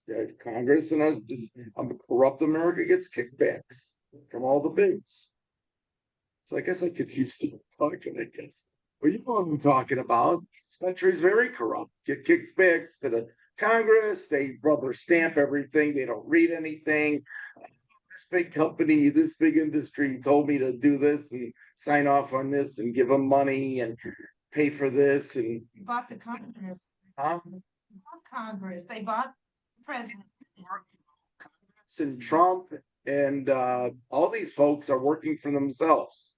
They're working to enrich themselves. They're not working for the people. And when America figures that out, I don't know what we're going to do because we have corrupt Republicans and we have corrupt Democrats. I hate both of them. All right, so yeah, this nuclear stuff. I don't know. You know, it's just a problem. Water and nuclear material just do not mix. And you know, I've researched it, and there hasn't been an attempt with a dirty bomb. It sounds like it's physically difficult to do, so that's good. The loop will not be bombed, apparently, according to AI and some other sources. And then, but yeah, the anti-regulatory crowd, Reagan was big on that. You know, get regulation off their back. You know, lots of good regulation, especially in certain industries. Look at what happened to our food industry. We're all eating poison every day, drinking poison. Yeah, God. Okay. Thank you, everybody. Okay, thank you. Luke. I'm only going to take 1 minute, and I'm just going to share some information. Thank you for a great talk, by the way. And this is from, I'm reading something very shortly from the International Atomic Energy Agency. So they do a lot of work, obviously. And so the question is, what are the effects of fusion on the environment? This is different than fission. It's fusion. It's something different. What's the difference between nuclear fission and nuclear fusion? Both are nuclear processes in that they involve nuclear forces to change the nucleus of atoms. Chemical processes, on the other hand, mainly electromagnetic force to change only electric structure of atoms. It goes on and on. The difference between fission and fission and fusion. Here's the question in the Q&A on the site from the Atomic Energy Agency. Does fusion produce radioactive nuclear waste the same way fission does? Nuclear fission power plants had the disadvantage of generating unstable nuclei. Some of these are radioactive for millions of years. Fusion, on the other hand, does not create any long-lived radioactive nuclear waste. A fusion reactor produces helium, which is an inert gas. It produces and consumes tritium within the plant in a closed circuit. Tritium is radioactive, a beta emitter, but its half-life is short. It is only used in low amounts, et cetera, et cetera. So there's a big difference here, and fusion reactors are a lot different than the ones that are used now. And I would just want to share that information on the International Atomic Energy Agency website. Okay, George, you're next. Then we'll get David Kraft, and then we'll get Jake. Well, the middle of the earth is a long way off to get energy from the middle of the earth. I don't think so. Anyway, I'm talking about the electromagnetic spectrum, the radiation frequencies. There's 5 of them. The spectrum, electromagnetic spectrum, resulting from emissions or absorption of electromagnetic radiation. It is measured in the range of frequency or wavelengths of EM radiation from low to high frequency. Number 1 is extremely low frequency, 10 to the 4th power. These frequencies are too low to have much practical use. 2, radio frequency to the 9th power. at the low end used for AM radio. The audio quality is poorer than the higher FM band. The top end of the range is used for TV broadcasting. These are all like the uses of radiation. Okay, number 3, microwave, 10 to the 12th power. Used by communication systems such as mobile phones and Wi-Fi. Also microwave ovens. It's at this point that overexposure starts to become hazardous. That's it with the microwave level. Maybe your microwave at home is hazardous. You've heard that, I know.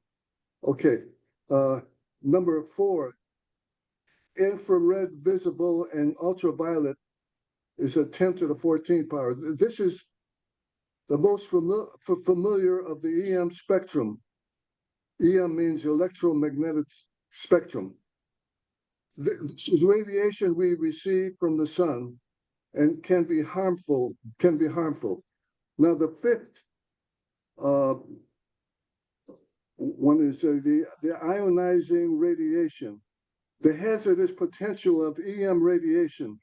This radiation is controlled whether in the form of X-rays from a hospital scanner or gamma rays from a nuclear reactor. And that's what we're talking about tonight, is the ionized radiation. I went to a meeting the other day, and they were talking about stroke, and they were saying how they find out the extent of the stroke.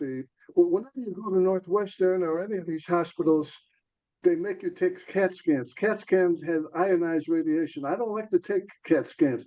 They don't know what causes the cancer. Well, maybe it's those CAT scans. But whenever you go there, they give you a CAT scan. Okay. Okay, David Craft, I'm gonna get your PowerPoint up. What slide was it you wanted to see? It's towards the end. It's hard to describe. Let me get the screen share up and we'll get your rebuttal up. Thank you. And Jan, I want to start out by acknowledging you. I've known Jan for well over a decade, and I know how much effort went into this presentation tonight. There was an awful lot of material you covered, and you did a very good job, and I want to acknowledge that. So, brother. Which one was it? Oh, sorry. SMNRs. That's the one. Okay, I'll get it. Thank you. In listening to your questions and some of the dialogue back and forth, I was taking notes, and I'm not going to steal any of Jan's thunder because she handled the presentation well. But I wanted to add some additional information and responses to some of what you brought up. Okay, what was the slide you wanted? Well, it's towards the back. Keep going. Hold on. So that's a little too far. Up a little more. One more up. One more up. Keep going. We're almost there. Yeah, stop there. I'll be right with you. Okay. Okay. I'm going to start out by we've been following the small modular issue for many years at this point. It's at least 4 or 5 years that they've been proposing it. And at the very beginning, there was a joke which still lasts to this day. And that is, how is a small modular reactor like a unicorn? And the answer is neither one exists. And I think that finally came out in the discussion here. Everything you heard tonight is hypothetical. It does not exist, certainly not at the commercial level, and is not expected to until the mid-2030s. So all this stuff you've been hearing about, they're faster, we can make them cheaper, and it's bullshit. It does not exist. It's all speculation at this point. Now, how is a small modular reactor different from a unicorn? Unicorn crap doesn't last for 250,000 years. Now, I'm going to touch on some of the things you folks brought up. There was a concern or a question about whether solar and wind can produce as much energy as the small modulars and about the space requirements. First off, today, presently, the combination of renewables produces more electricity on our grid than all of the 94 reactors that we have hooked up. And that's from the Energy Information Agency. You can go on the website, it's the government website. Worldwide, it's becoming a similar situation where renewables are eclipsing existing plants. For the first time ever, renewables as a combination produce more electricity than the fossil fuel industry. So we're already there. It's not hypothetical anymore. And just the old saying is whatever has happened must therefore be possible. Now, in terms of land use, we're talking about this for the old reactors. I have never, people were concerned about how much land it takes. Well, renewables is you can make that land dual purpose. And there are many farmers, not just in the United States, but around the world, that are embracing something called Agritech. well, it's an agri-solar in essence, where they're putting solar panels on farmland, but they're planting crops under that are needing shade or needing cooler temperatures. And they're finding that the yields are better than if they didn't have the solar panels. Not only that, I have never, ever in my life seen a herd of goats or sheep grazing at a nuclear power site. But I have for solar farms and wind farms. And that is another added income for the local agriculture community if they're smart enough to take it on. So that's the idea of space is a red herring. Forget about it. It's stupid and it's easily overcome because it's already being overcome. I guess we can go to the slides, man. Jan had this slide up here. This is the University of Illinois' proposed reactor. It's a micro reactor. It's only 10 megawatts. It's supposed to be for teaching purposes. Could you go to the next one? Yeah, hang on here. Yeah, just, arrows. Yeah, as soon as I. This was the Mariupol crater slide. And I picked up these pictures on the internet, just putting in Mariupol, bomb craters. And you can see how deep these craters are. Some of these pictures have people in them. You can see how deep they go. Go to the next slide, please. This was Gaza, of course. Imagine, where would you put a small modular there? Anybody? No? Next slide. This is the proposal to move small modular micro reactors around the country on trucks to industrial sites and whatever. Jan mentioned that in her presentation. But if you go to the next slide, you see the problem with that. And again, I refer back to Ukraine. These are heavily armored T-72 and T-80 tanks, if you go to the next slide, which have been shredded by these kinds of shoulder-held munitions, which are available on the black market anywhere in the world. So the idea that you're going to have small modular reactors on flatbed trucks and take them around the country and expect nothing to happen is pretty goofy. Next slide.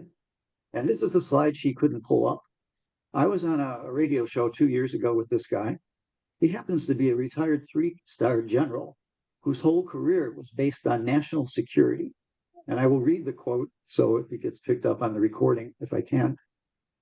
How do I I'll read it for you. Thank you. You read it. How do I protect and ensure the safety of those SMNRs from an external threat? And the more reactors you got, the harder it is to protect. If there's 1,000 of these scattered around and someone's moving them around at their own choosing, that's a significant threat. That's a very, very risky from a force protection from a national security standpoint. It would be very difficult to achieve national security goals in that domain. Thank you. So this is not some no nukes kook or some well-intentioned citizens like us saying it. This is a man who based his 25-year military career and got 3 stars on his shoulders saying he can't track these. This will not be safe. And then if you couple that with the fact that we want to export these small modulars to Ukraine, Romania, Poland, Taiwan. I mean, come on, folks. This is absolute suicide to get these distributed, whether they work or not. They are mobile time bombs, which are just itching to be hit by some of those shoulder-held missiles that we showed you there. Somebody brought up the issue of waste, and I think there was some confusion about waste and emissions. When we talk about the waste, the high-level waste and even the low-level waste, that's kind of an end product. After you get the electricity, these are the leftovers. But Jan was correct that every single reactor in this country emits, as part of its ongoing operation, radionuclides into the air, into the water, and ultimately it falls into the land. And this is allowed by the Federal Nuclear Regulatory Commission below a certain standard. But over a 30, 40, 50, 60-year operating span, that of course is going to accumulate. So emissions are ongoing and they are allowed by law. Waste is the end product. And I just wanted to make sure that you understood the distinction because they both exist and they're both important. I guess my last comment was this notion of the grid. One of the speakers earlier, and I think this is one of the areas where a lot of us are in agreement, certainly the thorium people and the nuclear people and the renewables people. Our grid is falling apart. It's inadequate, but it's not because the technology isn't there. It's because the bureaucracy has constipated the system so badly that energy sources can't get hooked up fast enough. 2 years ago, we got a quote from the director of the Federal Energy Regulatory Commission, FERC, that said there was 1,800 gigawatts. Now, she told you what a gigawatt was, of power waiting to be connected to the grid at various stages of development, which means it's already been developed technologically. The materials are already manufactured. In some cases, the companies are ready to dig in the ground, shoulder, what do they call it, shovel ready to go. 1,800 nuclear reactors worth of power can't get on the grid. We only have 94 operating. So you tell me, what's easier to do? Invent a bunch of reactors and unicorns that won't be ready for 15 years, or kick some bureaucrat in the ass and say, get these things hooked. Illinois has about 80 gigawatts of renewables and storage and efficiency waiting to be attached to the grid. That's 80 reactors worth of power ready to go today. No radioactive waste, no Mariupol craters, ready to go, and they ain't doing it. Okay. So the transmission, the bureaucracy, Okay. there's vested interests that slow things down. So it's the bureaucracy. That's where we really have to go. And I'll conclude to let you all know that as we are speaking here tonight, the Illinois legislature is voting on a bill, SB 40, which is an energy omnibus bill. They took all the energy bills that have been introduced in the legislature this fall session, which included transmission improvements, which we agree on, housing improvements to get more efficient housing, transportation. Some of you, I know Charlie's into railroads, a lot of good stuff. But the other thing that's in the bill, and they wouldn't let the bill go forward unless they got this, was to repeal the Illinois nuclear moratorium on building new reactors. We had this law since 1987. It's a moratorium. It's not a ban. And it's a moratorium that says Illinois won't build any more nuclear plants until we have a place to put the waste. As was pointed out, we have no disposal method. That's like building the John Hancock Center without bathrooms. But they get away with it. They're going to vote on that bill tonight and open the door to nuclear power, because that's the only way politics will let us get transmission and transportation and efficiency improvements. Okay. So the problem is not technology. The problem is not availability. The problem is politics.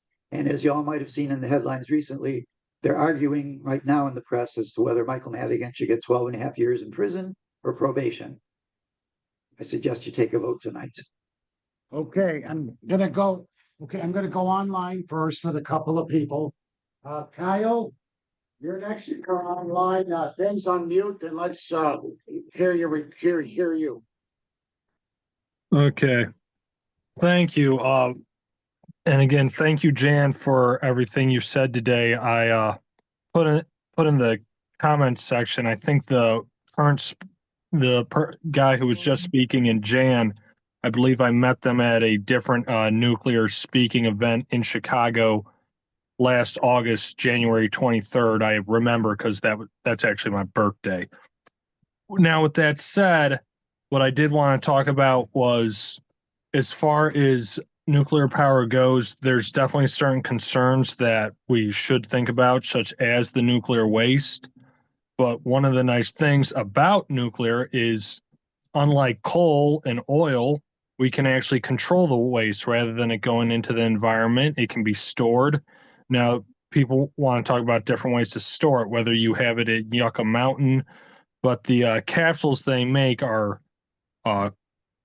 heavily tested for storing them, and they can keep them right on the nuclear power plant facilities as well.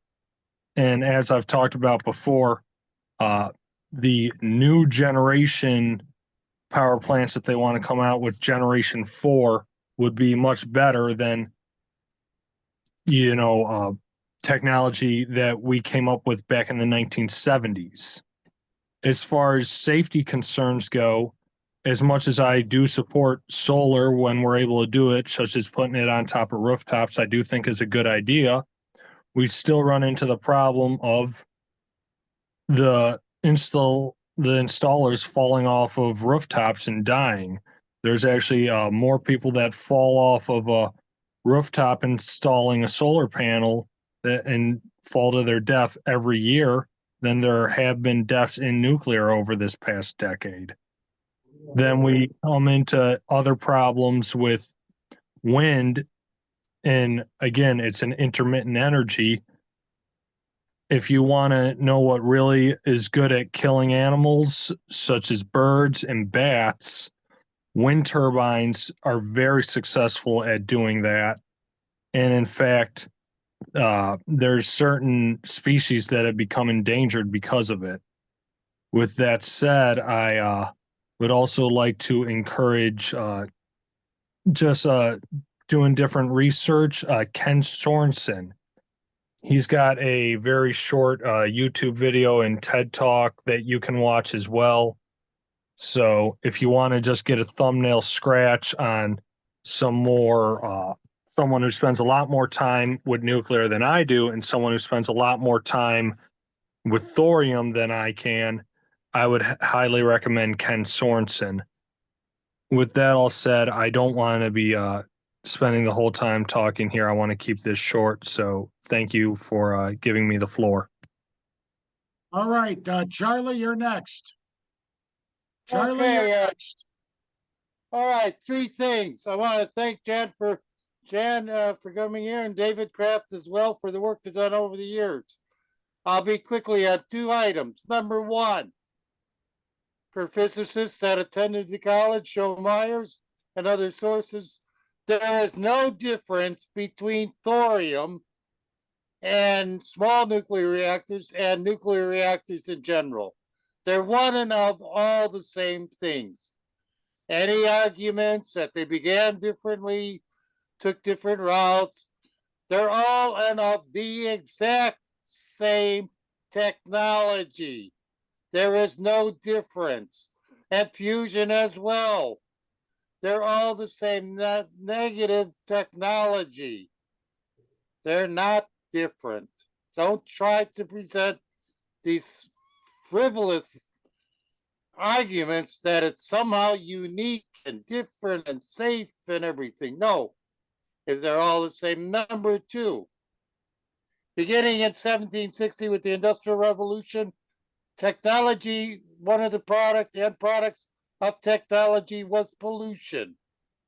So now you come along and you take technology, and what you want to do is to produce the most lethal, deadly form of pollution that mankind can conceive of. It's odorless, colorless, deadly upon immediate contact, and lasts millions of years. Have you gone insane? That's complete insanity to produce pollution. It's going to get all over the place. You can't contain it. Was Chernobyl contained? What are you talking about? Anyhow, thank you very much. I'd like to hear more about this topic and what we need to do about it. Thank you. Okay, Jake, you're next. Jake, you're next. Jake? Hi, thank you for your talk. I wanted to respond to one of the previous speakers. You talked about fusion power. Well, apparently that was tried once and it didn't work, and it's never tried again. Fusion is what happens in a hydrogen bomb, and if it did work, it'd be extremely expensive, several times more expensive than fission power. The other misconception that one of the other speakers talked about was taking the nuclear waste and put it in a mountain. Well, that was tried once and it was a disaster. I think it was 1953. Soviet government had about 36 tons of radioactive waste they didn't know what to do with, mostly from military sources. So they found an isolated region in the Ural Mountains, dug long, shallow trenches in the mountains, packed it into the ground, packed it in real tight. Well, 3 days later, the whole thing went critical and exploded up out of the ground, and killed about 1,000 people in the valley below. The Soviet physicist who wrote about it was exiled from his homeland for writing about it. Khrushchev didn't want anybody to know about the accident. It's also the whole nuclear industry, because of its nature, is highly veiled in a cloak of secrecy, so that there is no transparency as to what they're doing, and it's also extremely expensive. By the way, Commonwealth Edison is asking for another big rate increase because supposedly the demand for power is exceeding the supply. I highly doubt that they're going to get their rate increase now after all the scandals with Michael Madigan, etc. What else? Jake, if you're Yeah, done, we're running out of time. All right, I'm gonna okay, mention. I will pass. I'll pass. Thank All you. right, all right. Ellen, you're next. She's gonna go. Okay. Yes, hi, I'm Ellen Corley. Thank you, Jan, and as I always say here, that I think the solution is free speech, but it really needs to be global.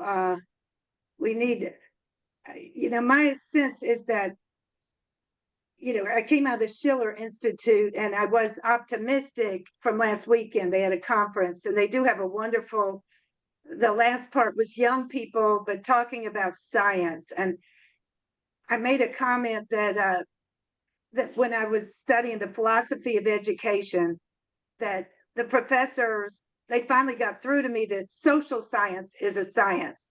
And I'm like, okay, now I'm interested. And but as a social scientist, I'm afraid. I think they've come up with the perfect weapon is to get rid of all regulation and, give all power to the oligarchs and the sociopaths, that are, they do seem to have a, frankly, and this is historically and sociologically true, a Nazi fascist vision for all of us, which is the Fourth Reich. It, in honor of Sid, who I learned a lot from driving. He was almost 98, passed away on Friday morning at 5:15. Yeah, in the morning. Sid, he just died in his sleep.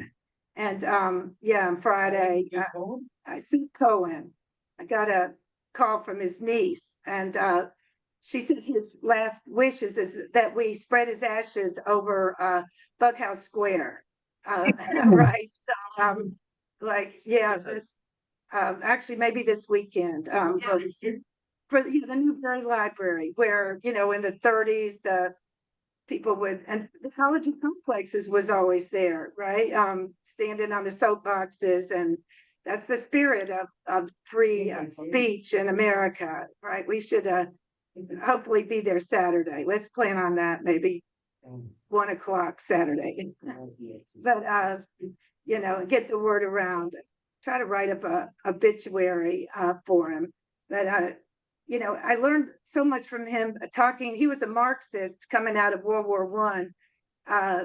That I guess he was always a Marxist, but I was raised by Ayn Rand, Milton Friedman, neocons, and really never, just always heard that that whatever corporations come up with is good. They're the producers. We're the parasites on the bugs, the workers, right? And right, that seems to be that's the paradox, or that's the dynamic. what we have to do is, and it just seems difficult for anarchists, communists, socialists, Democrats to fight back because they're kind of invisible. The invisible empire has, really taken control through the internet and weaponized everything: cyber warfare, biological warfare, atomic warfare, chemical warfare. But it's just everything. And education, psychological warfare. That's another name for propaganda. Games, war games. It's game theory. It's taught. And it's like the Nazis really did kind of infiltrate and everything, but by keeping themselves invisible, they're like a virus. Okay, so but the last we've got to just to wrap it up. I want to be pushing for the OASIS plan of the Schiller Institute, because they did kind of like Jan is. We've got to be able to talk the pros and the cons of these nuclear technologies. Because I know, coming from advertising and marketing, that I work for People's Energy, and we don't talk about the evil, that there's an evil agenda at hand, and we've got to talk about that, and only places like this can do it.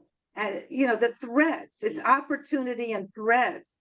We don't talk about these real threats, and when we do, we say it's them, it's China, it's Iran, it's Russia, and it's always kind of the opposite of that. And that's what I like about the Schiller Institute and this OASIS plan that they're presenting to the UN next week coming up.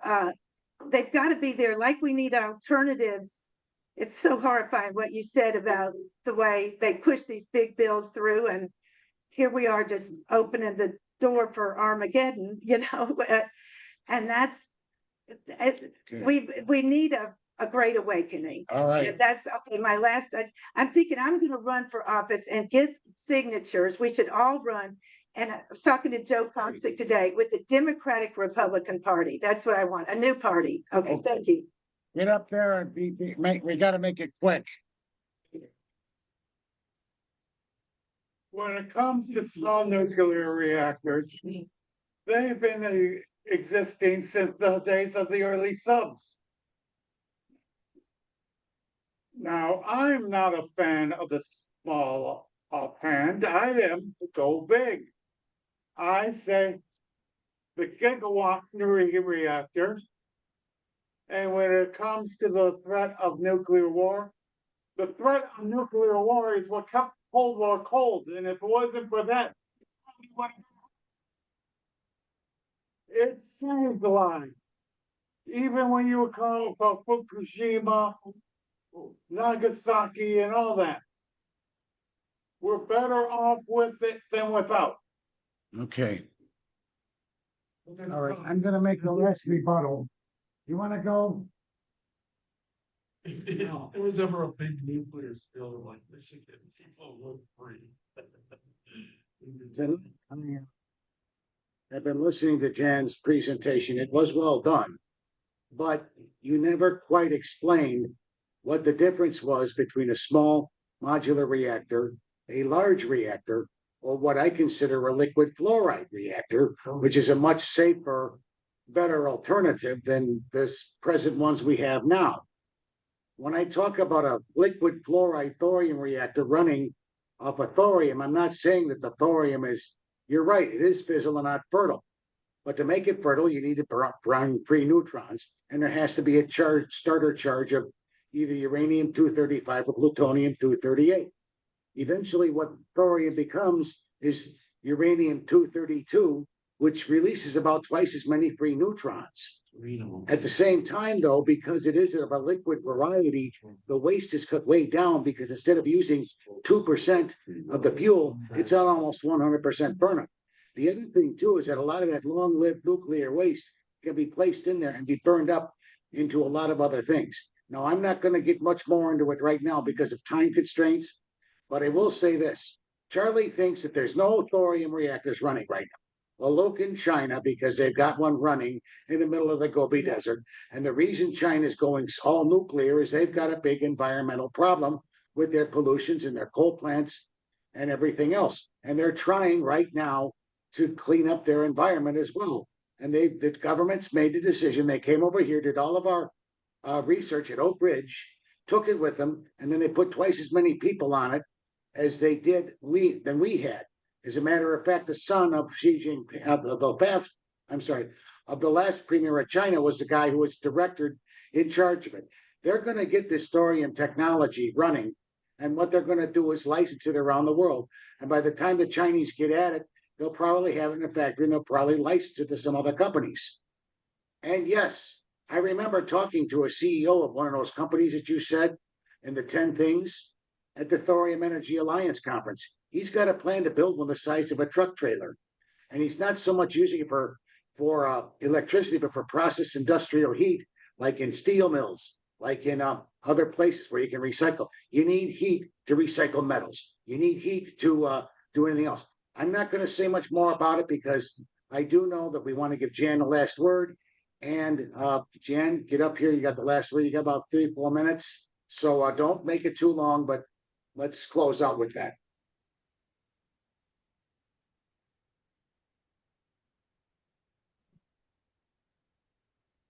Jake, we're not going to be able to take a rebuttal from you. You already had one.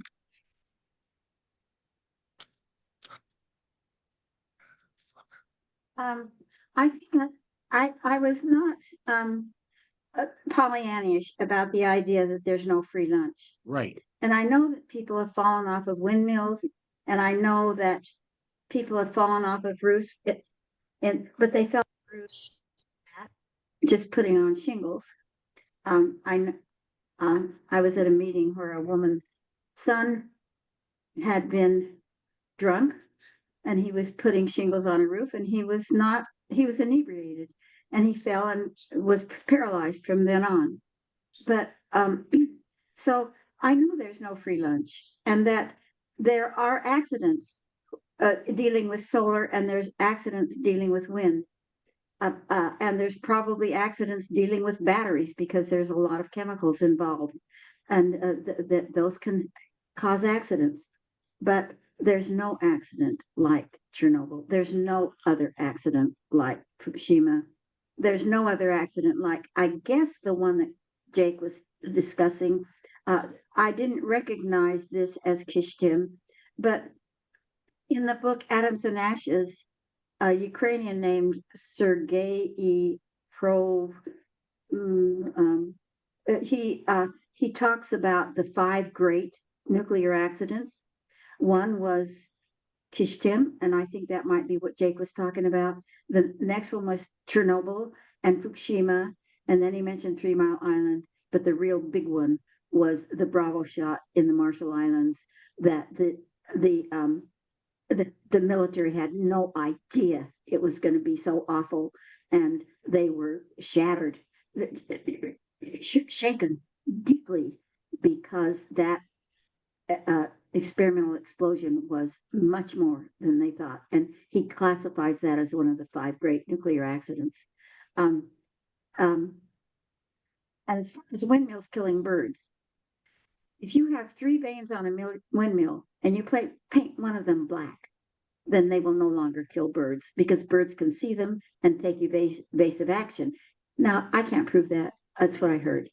And I wish Kyle would stop repeating what he keeps saying, because I keep repeating what I said. Try reading No Miracles Needed. If you think that renewables can't do the job, sure, check it out. Because Mark Z. Jacobson says they can. And so I think we need to check. I wish Kyle would check that out. And I also wanted to say one thing about the nuclear navy. Busby, when the USS Reagan went into Operation Tomadichi, which means Operation We're Going to Help You, or Homecoming, or I don't know what it meant, but the USS Reagan had a lot of sailors on it. And after they went into Fukushima, a lot of them got sick. And so the Navy said, you know, these kids, these new recruits and the Navy, the personnel on the USS Reagan don't have any worse problems than anybody else in the Navy. And, but of course, the tests on the USS Reagan were short-term tests, and the tests for the rest of the Navy were long-term tests. And a guy from England named Chris Busby got hold of that data on the long-term, the long-term stuff about the U.S. nuclear Navy, and he found out that sailors in the U.S. nuclear Navy have cancer at a rate 9 times the general population. And that's because they're so in such proximity to a reactor. All right, Jim, we got to wrap it up pretty fast, okay? But I do want to say China is not going all nuclear. The point was China is producing 35 mega, yeah, okay, gigawatts, you're right. 35 gigawatts of nuclear power over the next 6 years.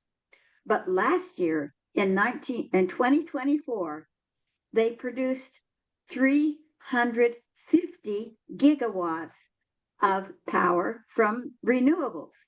They're not going all nuclear. And I think that was something, I can't remember who said that, but they're not going all nuclear. Okay. With that, Jen, let's thank you for speaking tonight. All right. And I appreciate the opportunity. all right. And with that, we're going to call the College of Complexes adjourned.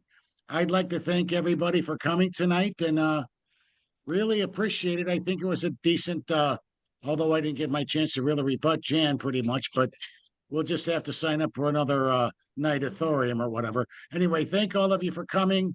I'm going to stop the recording.